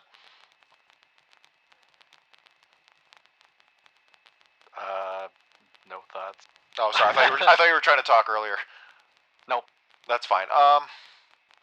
Yeah. Okay. Well, we'll see what happens. We'll be optimistic for it. Now, I'm getting a lot of pushback, trying to get people back in here. So we'll bring back in. We did not give him a proper conversation. We didn't have a proper chance to call in. Comrademedic of Callahan's Legion. What did you have for us here? Excellent. Oh, I was waiting for you guys to present a topic, and the topic that got presented originally was trains. Threw me a little off guard, but if you do have another topic of discussion, I'm perfectly willing to give my 2 cents on it. This is the first time someone's really turned the tables on us. All right, Comrademedic, you're a medic, right? Is that what you mainly do out there on the field? Absolutely. I am a 100% medic on the field of combat. Is there a Mrs. Comrade? I didn't know we were kissing and telling tonight. KFC. So a mister. Or Comrade, what is the number one piece of advice you can give to all the other medics out there here in the Foxhole War? You know, the medic class is a very fast-paced, very team-oriented style of play. And you really need to make sure that you're not getting slowed down out there. People are going to get bogged down by fire, suppressed. They're going to get caught in barbed wire. It's really one of these things where you need to prioritize your loadout. You need to make sure you are fast moving. And trauma kit, revolver, first aid kit, those are your best friends. And the number one thing is to never misplace your bandage, because you never know when you're going to need to medic yourself. And Some wise words. Very wise words indeed. Would you say, well, if you had to make this is completely forced change. If you had to make one tweak or change to the way a medic operates, what would you say you would like changed? If you had to, just put that on you right there on the spot. I'm gonna have to give that one some thought here. Honestly, as far as the medical thing goes, it's fairly rewarding, and I'd honestly recommend that the majority of first-time players actually start out as a medic. That's what I did, and I know a lot of my fellow comrades in the Warden military have done the same. It gives you more of a backline approach to combat, but you get to see a lot more, and you get to see kind of how people move. And not to bash, but you do get to see where people end up making mistakes, and that's very valid. I would say that puts you in the very front of the line. But an observatory and supporting role. But you're making sure that the line is moving. You're a very vital point, and a lot of people forget it. It's kind of like the combat engineer class. They're very equivalent to each other in their importance on the front line. Because many people can be a rifleman, but not many people can be a very effective medic or be a very effective engineer per se. I've seen a lot of medics act double as field commanders just because they tend to stay alive longer.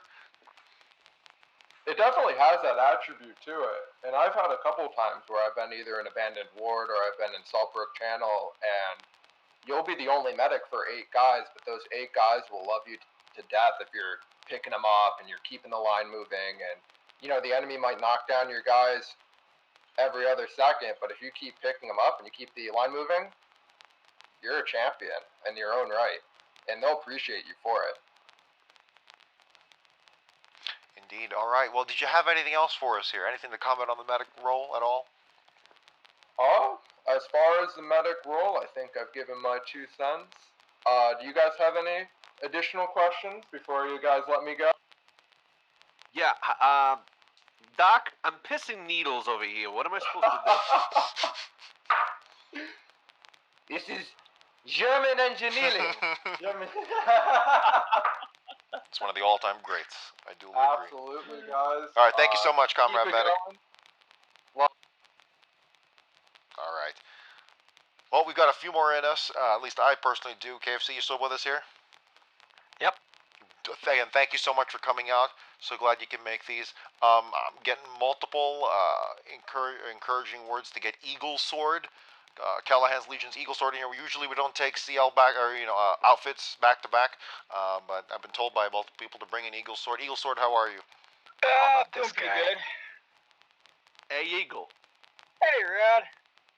You looking mighty sweet tonight. Sweetie, you know my number. How you doing, man? Not too bad, not too bad. I got a story for you guys if you have a couple. I think we do. Go right ahead. All right. So you guys have probably noticed the whole barbed wire thing coming up a few times tonight, but there's a back. Oh.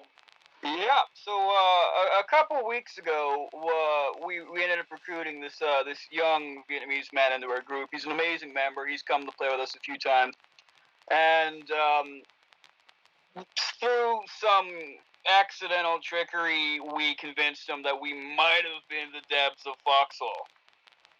And for the last 3 weeks straight, almost day in, day out, he's been begging us to fix the barbed wire. We even had an officer meeting. He was dragged into the officer meeting. We were planning an operation. He asked if the barbed wire had been fixed. He found me on a field when I was just playing by myself in a bush, and he asked me straight up, "Can you fix the texture on the barbed wire?" And I'm like, how does this guy find me? And he's just been going on about it for weeks.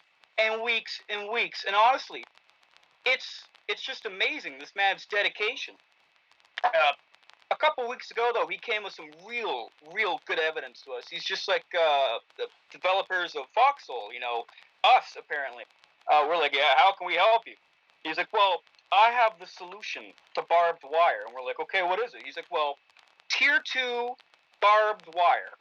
I think Tier 2 barbed wire would be amazing for Foxhole. We're like, well, go on. Like, tell us more about your Tier 2 barbed wire. So he said that on top of slowing you down more, it should do a bleeding effect as well. One that you can't really stop with a bandage. Well as the hitbox on it should be at least twice the size. Twice the size. My goodness. Okay, so we talked about this earlier in a previous call. We were kind of mixed on it. I'm sure that this is a secondhand suggestion. So what is your take on it first and foremost? I think it's nuts. But at the same time, I definitely think it would teach people not to step in barbed wire. Certainly, but I would think just being so incredibly slow, and I actually think death is a quicker way out of barbed wire, in my opinion. We hope for the sweet release of death. So this is a rare opportunity that I get to ask a question of one of the authentic developers of Foxhole. What do you think about 20 to 1, and what are you going to do about it? 20 to 1? Honestly, 20 to 1 is such a... What are you going to do about it as a developer of Foxhole? Well, honestly, I think the ratio is great, but I don't think we've quite taken it far enough, alright? I think we should just do away with B-mats altogether. I think we should just have R-mats. Just nothing but R-mats. You make rifles with R-mats, you make bandages with R-mats, and we have to keep amping it up. We have to take it to the next level. We have to teach these Logi players that as the developers, we're their boss. That's what we do. They have to cry out bloody murder that the ratios are too high. And then once we set it back down to 20 to 1, they're going to bless us. They're going to love it. They're going to love the changes back down to 20 to 1. I like it's that. It's going to be amazing. It's a good Eagle sword, I'm going to DDT you through a table. I swear to God. Stop giving them shitty ideas, you goddamn beautiful man. Oh, so that's why. Okay.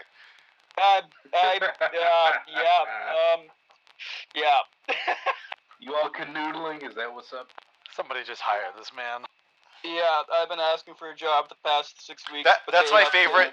That's my favorite comment. Whenever I see that out there, where it's like when someone posts, a very flashy suggestion or a really nice video, it's like hire this man immediately, as if just there's no background check, there's nothing else in the portfolio, as if what they did was actually really worthy for a full-time job. Also Canada, but really as if there was anything else. Whoa, let's go back there. What do you mean? What do you mean Canada? Well, I'll have you know that I'm gonna have to go down to the hospital and get my feelings checked out for free because of you. And you could do that because Canada. That's true. KFC. Actually, question: Do you live within commuting distance of where everyone else works in Clapfoot? No. You do not. So Nope.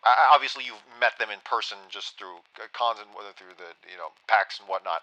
But you're usually just a phone presence or an online presence with the rest of the team. Is that correct?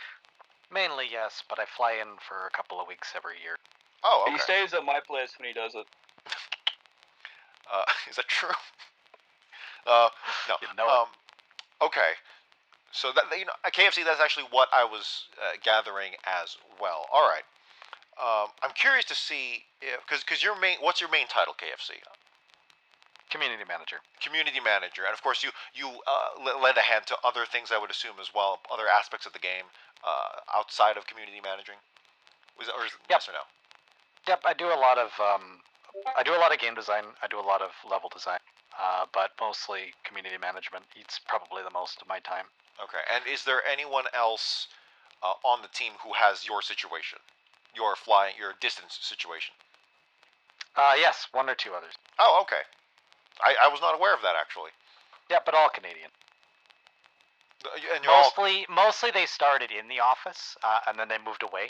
but we can't afford to lose that kind of talent in our company. Like if you couldn't imagine how damaging losing somebody in our company can be, since like we're such a the skill sets that we have that for running and building Foxhole are so unique to each individual person that like we make a lot of accommodations for those people that need to move for various reasons. You know, I think people have a very particular set of skills. Pretty much. Very dangerous to bugs like you. I think people forget often, maybe not even actively forget or straight up forget, but more so just in the back of their minds, they forget that Clapfoot is to a T an indie game studio. Would you agree? Oh yeah. Yeah, pretty much. It's like, I think because often just how frequent you communicate, literally every week, you communicate on an official capacity, and then just throughout the week, in more so casual capacities, you communicate with the community. I think people forget that you are a small indie development team. Yep, and a lot of that comes from passion. It's like a lot of us aren't even necessarily it's not like we're forced to sit here and talk to you guys. Okay, like we love to talk to you guys. A lot of us do it after hours, and it's crazy that not just like the game design lead, like Mark and me are doing it, but like a lot of the other members of the team. Everybody that you're talking to there, it's not like any of them were forced to come and talk to you. They're talking because they love it. The camera with a gun. Right? Absolutely. No, as that we know.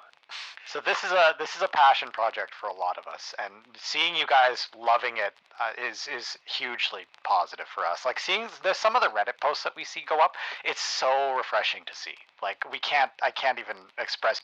There's tons of negative stuff. It's really easy to find the negative stuff, and we have to force ourselves not to focus on it too much. So every once in a while, when people are out there saying, you guys are doing a good job. I love this change. I love that change. That just it touches us in a way that it's hard to explain.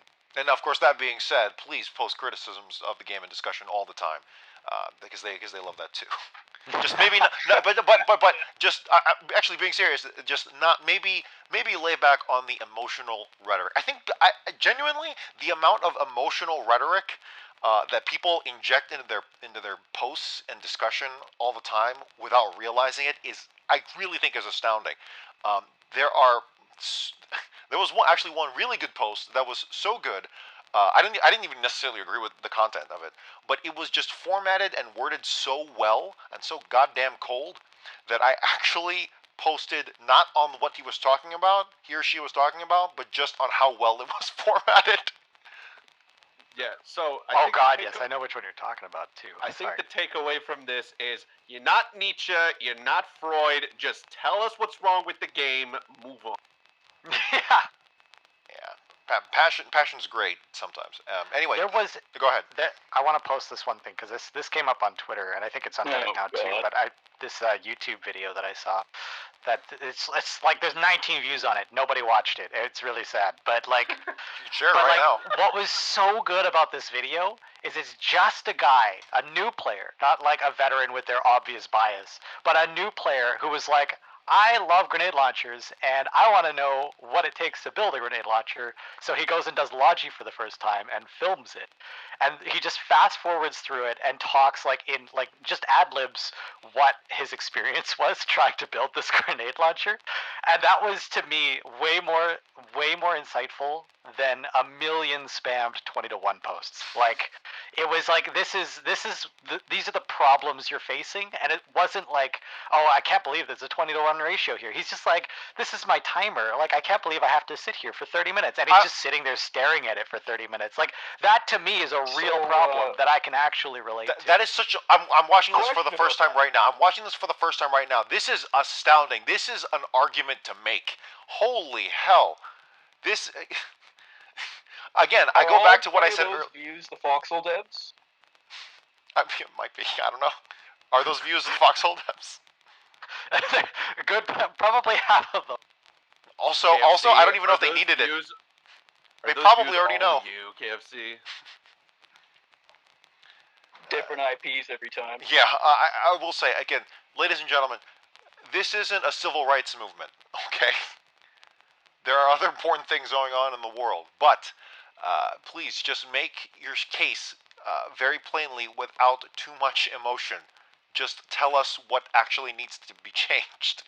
I'll even go on to say, because a lot of people will say, "Well, I was just kidding," and don't get me wrong. I understand. I see a joke when people say it, but I think there comes a point as well where people don't know that when they repeat a joke so often, it kind of stops being a joke after a while, and you kind of are genuinely meaning what you're saying. I mean, that's very true. I mean, the biggest point to it is, the first rule of communications is be direct and be succinct about everything you say. Don't beat around the bush. Just be direct. Yeah. And if somebody doesn't understand, then you have to go to that next step and show people what you're talking about. This is fantastic. Yes. I'm still watching this video. This is incredible. I love it. He even has a shout out to FoxholeStats.com. he puts a plug in there in 2 minutes, 2.5 minutes. It's sad that this video only has 20 views because this is so good. The war is changing. Like as he's making a crate of grenades and grenade launchers, the war is changing drastically. That's the point he's making. This is a beautiful argument. My God, everyone should watch this. I'm gonna put this on the Spotlight channel. That is literally what's going on. Like, oh wow, yeah, no, can we put that up in FOD somewhere? That's freaking amazing. Yes, and what I really want to highlight is how he doesn't presume too much. He didn't try to blast us with what he thinks the problem is. He's not highlighting any particular problem. He's just being like, this is what I'm trying to do, and these are the small things I'm having troubles handling. And it's so, especially that, you can tell he's brand new at it because he's like, I think these components are useful for something else. It's just really good. I encourage everybody to read that and provide that. The name of the YouTube channel is Frank Advice. I'm looking here around I think we can take his advice. I'm looking through the video here around 7:20, and you can literally see Heartland's fall before he gets his lodge.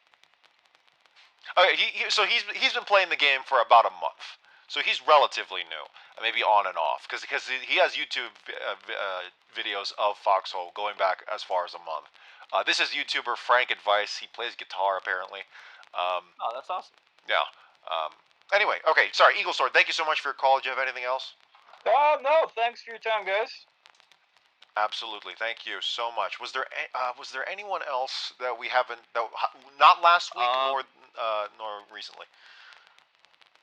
I think we talked to Spots last week, or not last week. Avitus or Avitus. Is he still here? Sent me a message. He wanted to say something, I think. Avitus of the 82DK, I think we have talked before. He can't hear us right now, but Avitus, yes, hello, welcome to Zero Dark PressCorps. Thank you so much for calling in. How's it going, guys? It's going great. Did you have anything for us here concerning the 34th conflict or the upcoming FCL season on Saturday, August 24th? I'll go through a few things that I'm pleased with regarding 82DK and what we accomplished in the last war. Absolutely, yeah. Go ahead, share your war stories. Yeah, we ever since the new update came out, and by the new update I mean the Logi update, obviously. 82DK has been going through a bit of a transitionary period where we've been trying to adapt to the new state of affairs on the game, and ever since we've beefed up our infantry battalions quite substantially. We've retrained our mechanized and Logi quite substantially, and now we're back up to our old standard, and it is really paying dividends. Our last few operations have been absolutely outstanding. Something that we couldn't have accomplished these things without is clans like the Warden Navy, Mag, elements of A.S.S. Those guys have been absolutely outstanding in their supporting roles of our operations. So some things, one operation that comes to mind is the one that took place right at the end of the war with the Great Push. In one day, the entire Warden force attacked the colonial lines.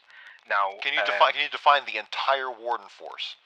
Yeah, so we had clans attacking all of the maps north of Heartlands, and our plan was to attack Heartlands with pretty much a a death ball of battle tanks, artillery pieces, all that type of thing. How many battle tanks?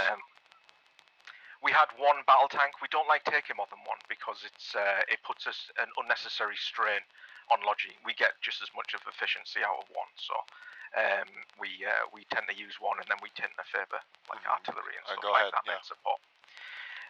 So we crossed into Heartlands after we noticed that I'm not sure who was in Lockmore, but they were doing an outstanding job attacking Fermor or whatever it's called. That really garnered a lot of what remained of the colonial resistance. So when we moved into Heartlands, we moved in pretty much unopposed. I mean, to tell you the truth, we were Mag was with us with 3 artillery pieces. We went in with several tanks and artillery pieces. So when we hit Greenfield Orchard, it was gone within like 5 minutes. We leveled the town in 5 minutes. And then it was just a case of securing the road down to Blemish. And when we attacked Blemish, there was a substantial amount of resistance. There was about 10 or 15 colonials that had got the memo, and they'd set up defensive positions within the first breach in the Blemish. But our infantry, with new training and new experience that we've had over the last few wars, really paid dividends when we took the town, because they were really efficient, and we managed to take the colonial positions very, very easily, and then we swept towards the town hall, and the rest is history. How soon after the rocket impacts from the colonials was this offensive? So this was right at the end of the war. So the video that you were just discussing with that guy, I noticed that you were talking about the map moving quite substantially throughout the video, and that's because he's playing through the hours of the Great Push, so you can actually see the map changing dramatically. Oh, look at that! All right. Hours. Do you know what I mean? So that's actually the Great Push that you're seeing in those few hours. I mean, I think what I'd like to see. I'm probably going to swallow my own words here. The Wardens have won, and this is not, me blowing smoke or anything like that. The Wardens have won somewhere in the region of, I don't know, 6 or 7 of the last 8 wars or something like that. And what it tends to be is that when we are pushed back, we will not give up. Not even if we're pushed right back, we'll still play the game. What it tends to be, if the colonials suffer a telling defeat, or they make a mistake, for instance, by wasting their nukes, then their morale just completely drops through the floor. And it's a little bit disappointing in like a gameplay aspect, because you want to fight something when you play in the game, obviously. But in the same breath, we play the game to a standard in order to win as our primary objective. So anything that furthers that goal, like loss of morale, for instance, is a huge factor in Foxhole that nobody ever really talks about. The loss of morale is probably the thing that is far more damaging to the enemy than anything else. So, for instance, so this war is the poster child of that. So you've got 2 colonial wasted nukes. The morale drops through the floor, and then all it takes is the Wardens to notice, like we did, and we took advantage of it. We pushed back, and we kept going. We didn't need to nuke. It's our land anyway. So it still boggles my mind that the fact that the colonials launched 2 rockets and the Wardens didn't launch any rockets, and that's the funny thing. Yeah, that's the point, though. See, like, I'm not saying that all Wardens understand this, you know what I mean? Right. We're not hard man. But, like, what I'm saying, a nuke can be just as damaging to your own team. Jade Cove, perfect example, you know what I mean? Or, this last war. I heavily agree with, I can't remember his name, like Lar or something that was on earlier on. I can't remember his name, 3 letters or something. Sure. Where he said that it didn't compare to Jade Cove. it does compare to Jade Cove in pretty much every way, shape, and form. I think we came to the conclusion that in terms of what it did to the rest of the faction that launched it, it was similar in that way. The social impact in the faction is where it mattered the most. Yeah, definitely. And in that respect, that's the most damaging part of it as well. Do you know what I mean? Yeah. So I think if anything is going to be learned, I mean, we learned this lesson wars ago with Jade Cove, and now the Colonials have learned it with 2 misplaced nukes. If you let people who don't know what they're doing operate something of that much importance to your faction, like we all play this game to have fun and stuff like that, but in order to do something like have a rocket, it requires, I mean, it pushes us to the very limit. It requires an incredible amount of time and investment, time as investment, in order to even get to that point. So it's very easy to say it's just a game. And don't get me wrong, let me state, it is always just a game, first and foremost. That is always true. But you are still investing time to the point where, well, now we still have to see this through. So I'm assuming you're trying. Are you trying to get to the point where it's saying, if you're going to make a rocket, you have to see it through? Yeah, I mean, well, if you're going to, I'd even make it wider than that. If you're going to play Foxhole, and you're going to make it a game that you're going to invest a lot of time into, don't play it for half a war, for instance. So, for instance, if you like playing tanks, and you want to see your faction win at the same time, then don't log on halfway through the war. Okay, I see what you mean. Right. When tanks are being invented, log on at the start, help your team progress towards tanks. And while I'm on that subject, I want to bring up something that I only discovered yesterday. Now, you'll have to forgive me, guys, because I'm an infantry commander, so I don't really dabble in logic a great deal. But I found this out yesterday. Light tanks. To build 5 light tanks, it's somewhere in the region of 2,000 armats or something like that. To build a set of 5, and that's the only way that you can get those light tanks or something like that. Now that, in of itself, is not an issue at all for us, because we have the biggest production capabilities on the game, you know what I mean?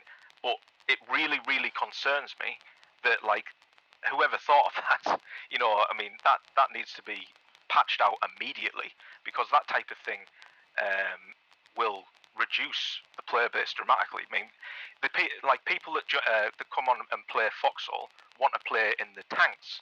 The new people, the kids that are joining, they don't want to play Logi. You know what I mean? They find it a bit boring. So they want to go to the front line. They want to have a tank. You know what I mean? And if you make that completely unobtainable for them, or the only way that they can do it is by griefing and stealing one, for instance, then that's going to really set a bad precedent. So I think in the next patch, the light tank or the whole vehicle thing with the sets of 5 is ridiculous, and it needs taken out. But that's just my opinion.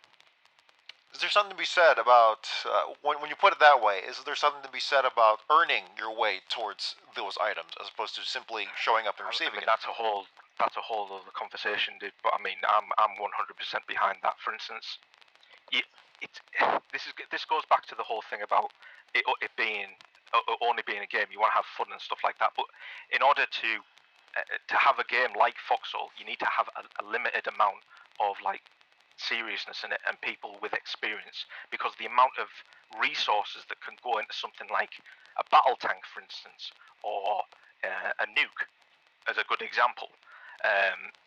If one of those things is lost, it's not just like, oh well, I'll go and practice in another one, or if you were to give, or if that private never got into that battle tank, or if that sergeant never set off that nuclear bomb, you know what I mean?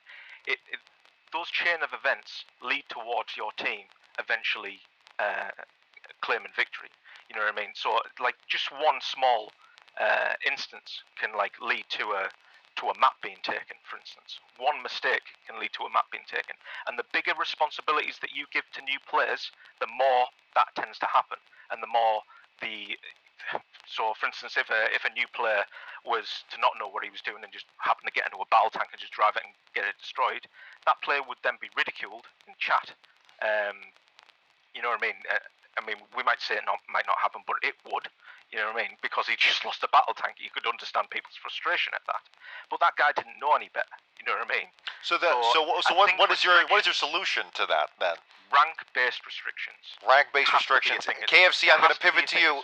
Is that something you want to see at all? No, unfortunately. Rank-based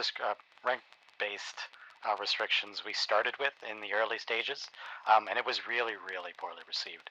One of our tenets for this game since then has been we don't want any new player or any old player should not have any inherent advantage over an old player. I think that when you play, like, it's the reason most people don't want to pick up a game like EVE Online or World of Warcraft, because you jump in and you realize that you're 7 years behind being in the end game competitive arena, and it's such a turnoff for recruiting new people to the game that it's not something that we really want to replicate here.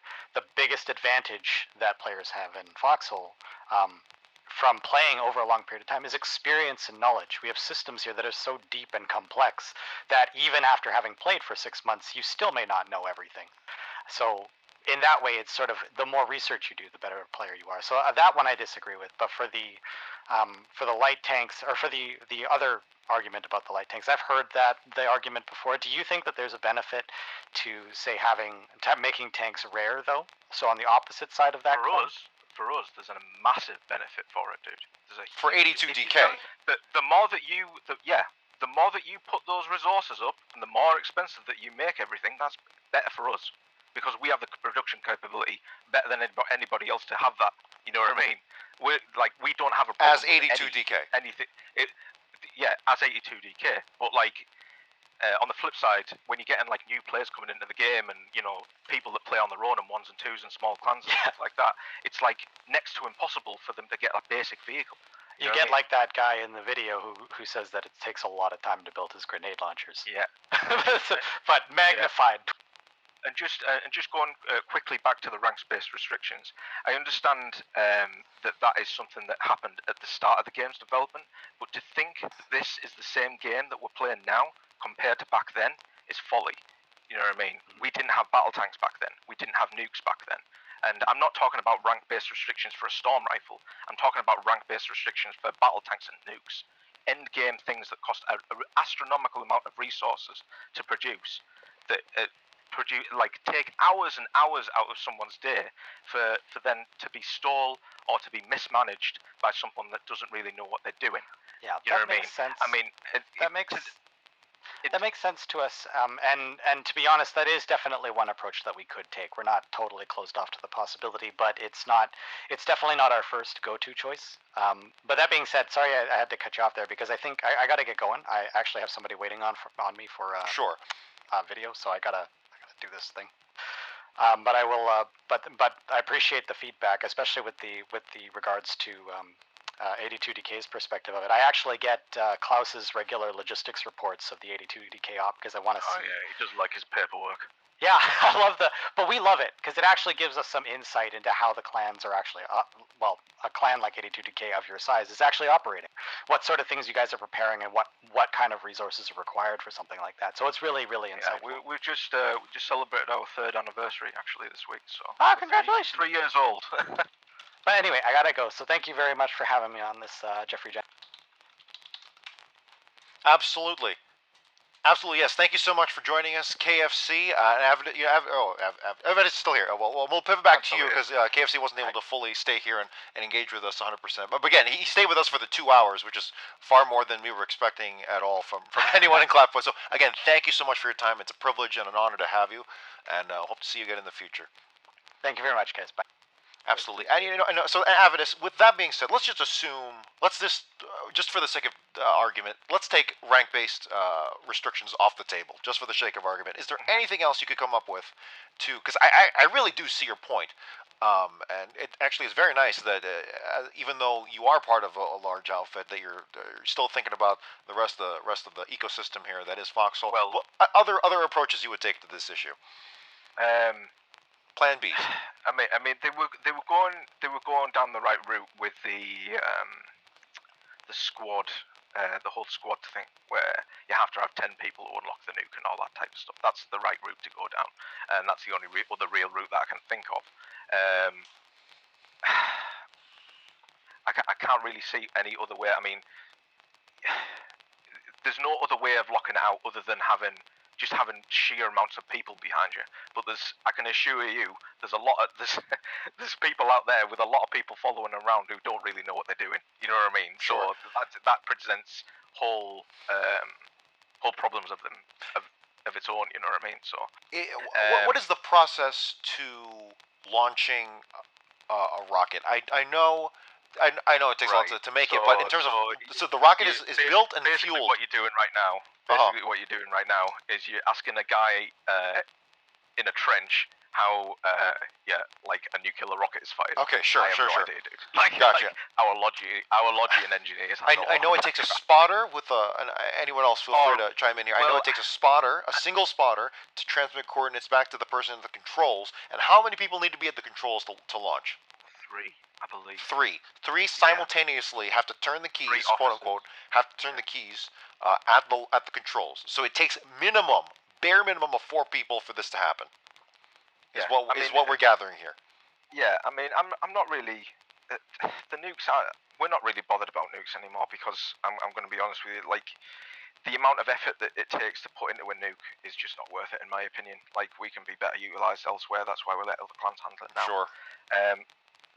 Like, it really frustrates me to know that I'm one of the people that invest a lot of time in Foxhole. I'm really passionate about the game, and it's my main game. I love it.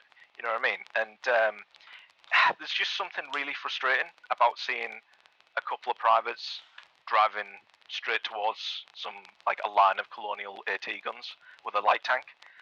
When you're screaming at them to stop, and they just plow into the line and waste that resource. You know what I mean? It's really frustrating. And over the course of 2 years of playing, I've seen that happen countless times. You know what I mean? And it's just such a shame because it has such a detrimental effect on the entire team. You know what I mean? My go-to, I completely understand what you're saying. Could we approach it maybe from ground up? Is there something we can do from the new player experience to improve this, or to instill this mentality of everything is earned? You can't just take something and just throw it away willy-nilly. There's only so much you can do to tell people what to do on the internet, dude.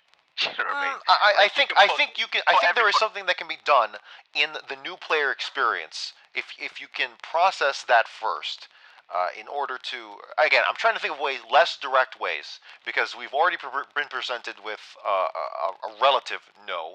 So let's. So you're talking about new player experience. So right. You're talking about tutorial, or what? You are you just talking about we can talk about tutorial. We can talk about operations. We can talk about how when someone logs in, how do they assess the war and the assessment? How do they begin their session? Maybe not even. So what we do is we offer. So say if you're a new player to Foxhole, you could be a colonial player, whatever. If you if you want to join colonials whenever you start in the game, whatever, you know what I mean. But if you want to train, if you want to go through the training that we do with our guys, then you're welcome to attend it. You know what I mean? It's always an open training. So if you're new to the game, then and you want to learn about tanks, we do mechanized training pretty much every week. 82DK does that. Yeah, you know what I mean. So we've always offered that to the community. You know, and 82DK can do that, and the other outfits can certainly do that. Yeah, I mean, but you see, the thing is, it's a really, really good game, Foxhole, but I don't think it's said enough that although it's an absolutely outstanding game, the community really makes the game. You know what I mean? We fill in a lot of the gaps that should have been put into the game a long time ago. For instance, that tactical map. Whoever made that, I think, was it one of you guys made that? Absolutely outstanding. I don't think so. What is this, the war map? Whoever made it, absolutely outstanding. You know what I mean? That needed to be. You're talking about Global HQ. You know? I believe Mulan and Seth Fire made that. That could be completely incorrect. Yeah, well, whoever made it, absolutely outstanding job. Why wasn't that in the game a year ago? You know what I mean? It's like, I don't know. It can be pretty frustrating sometimes. That type of thing. It certainly can, but again, remember, Clapfoot is an indie team, and as the KFC explained earlier, they're quite small. But I do see your point, and hopefully we can brainstorm some ways as a community to find other ways around, just so the last resort being rank locked. Yeah, entities. I mean, sorry, the point that I was trying to make there, I went off a bit off topic.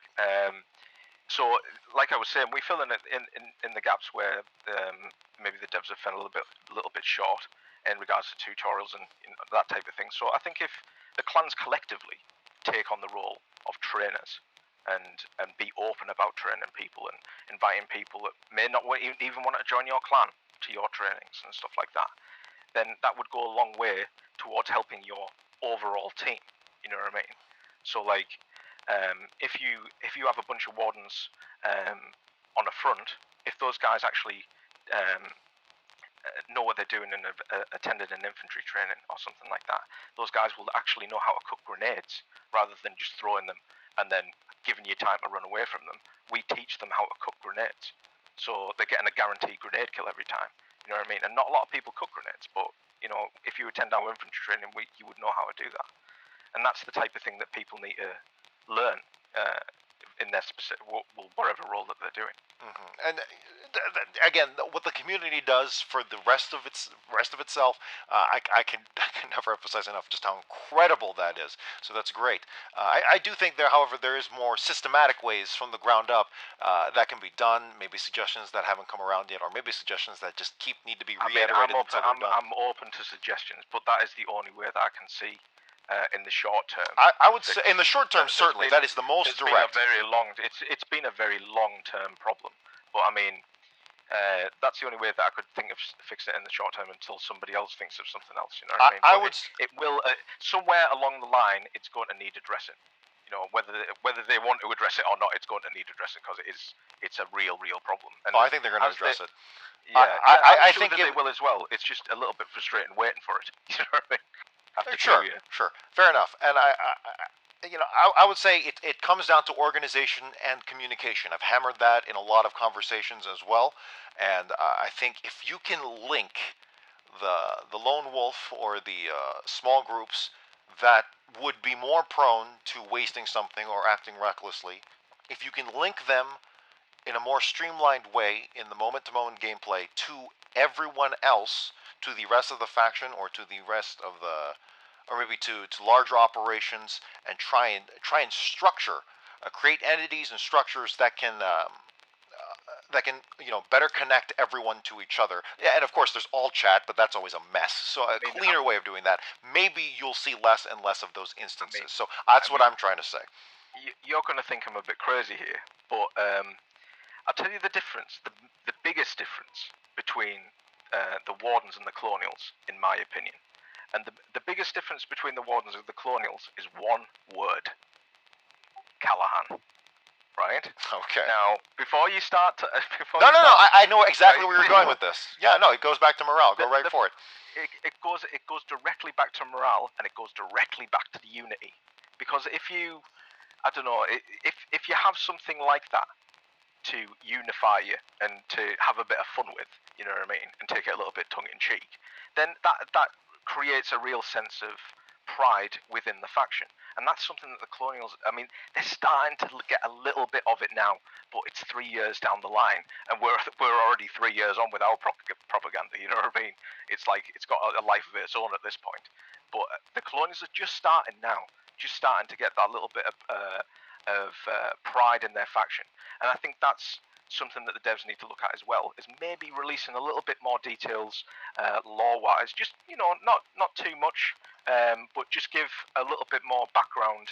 Tonight's Zero Dark PressCorps brought to you by A Chronicle of Ashes, set to be released soon by Clapfoot developer Matt, so keep an eye out for that on the Clapfoot website. Chronicle of Ashes, definitely going to start a lot of conjecture in the lore channel.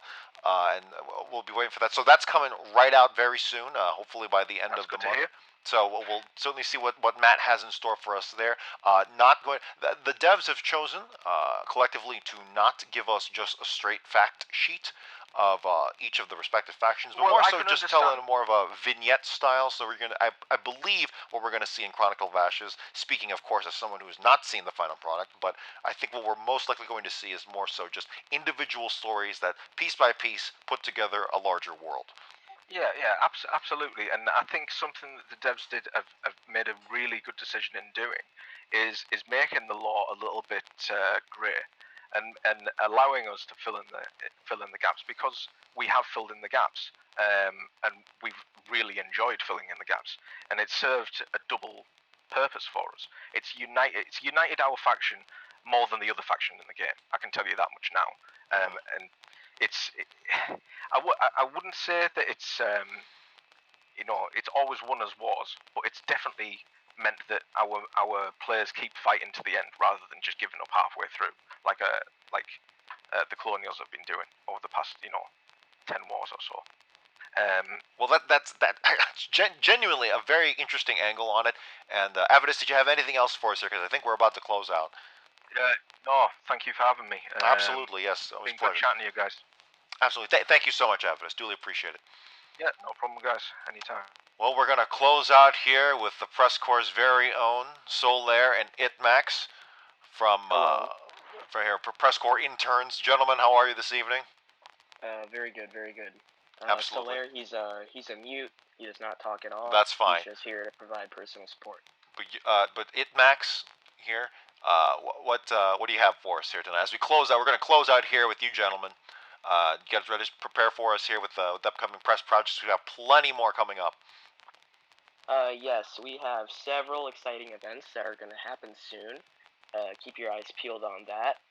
We also, we're having some advocacy happening, during our events. So, sure. What have you got for us? Sure. Well, we have a particular boxing match that is going to happen. Not this war, probably a few wars down. Nothing's set in stone yet, but it's definitely happening. And it seems like you guys are really excited for it, and we are as well. Boxing matches, alright. Anything else? This feels like what's happening around the community kind of segment. Go on. Not necessarily. I mean, we're just gonna, be at the boxing match occasionally, hope some devs show up, sure. Tell them how we feel. Tell them how we feel about barbed wire, trains, a variety of things. All right. Well, I'm sure it'll be just like home. Plenty more coming up as well with the PressCorps, including FCL, the Foxhole Community League, of course, happening on Saturday, August 24th, unless otherwise delayed. But until then, Commander Rod and I will be covering it with PFC Bannon on his channel. I believe Rod's as well, and we can't wait to cover it. Rod, I think you've got a few promos coming out there soon enough, and I can't wait to see what those have entailed. Indeed. I have a couple promos in the works alongside, if I'm not mistaken, Mothman is helping Potato come up with footage for a couple of the promos that I've recorded. One of them is actually serious, the other one is pretty comedic, so I hope you guys enjoy it when it actually comes out. But the second thing is, if you want to see, if you want to watch the FCL from my perspective, alongside PFC Bannon's perspective, Mothman, if you don't mind, you know what? I'm going to put the link to my channel over on PressCorps Internal, and you guys can share it if you'd like. But if you want to go watch, you're going to be hearing me talk a lot more than I'm going to talk in that Discord call, because it's going to be push to talk on that. And on the actual broadcast I'm going to be doing, I'm going to be talking a lot more. So if you want to listen to my stupid voice over there, make sure to join that. It's going to be great. And Mothman, I think you've kind of become de facto our head reporter here out on the field. Just how much coverage you've done here in the 24th conflict. Thank you so much for that.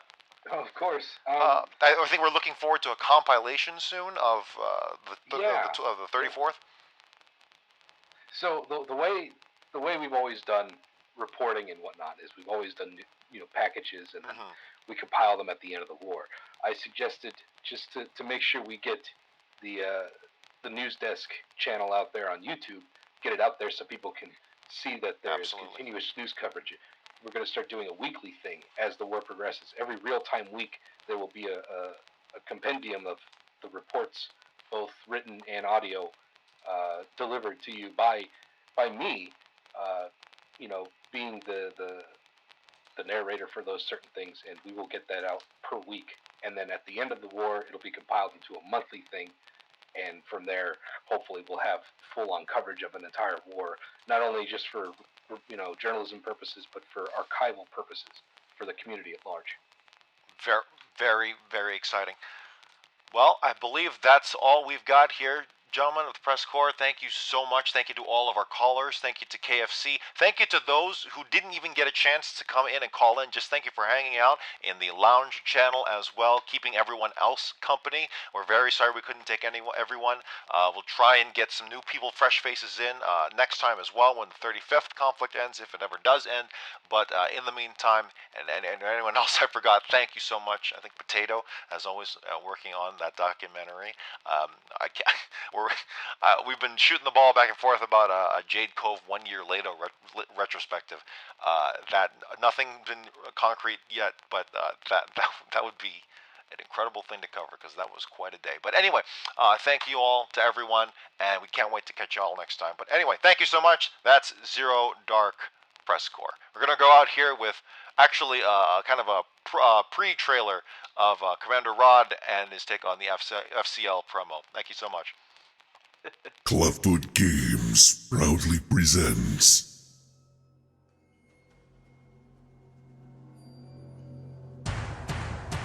NIC French-German Battalion Talks 21st PD Foxhole Press Division Team Ayaya 3rd Division The Vanguard Salt and Pepper Armored Cavalry TAW in the Foxhole Competitive League, Season 4. Watch as the greatest players in all of Foxhole take to the field in a 20 vs 20 special matchup edition of Foxhole. Will the established clans mark their claim over supremacy, or will the newcomers show themselves to be a force to be reckoned with? As we take a break from the world conquest to establish Foxhole as one of the greatest games for esports in the world.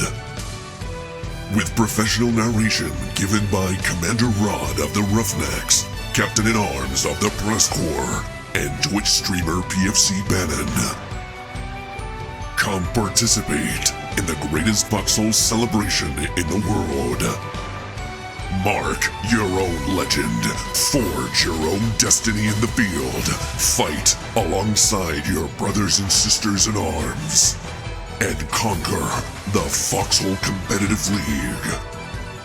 Your rise and fall will be dictated by no one else but you. The Foxhole Competitive League Season 4. Brought to you by the Siva Masaya International Sportsmanship Association.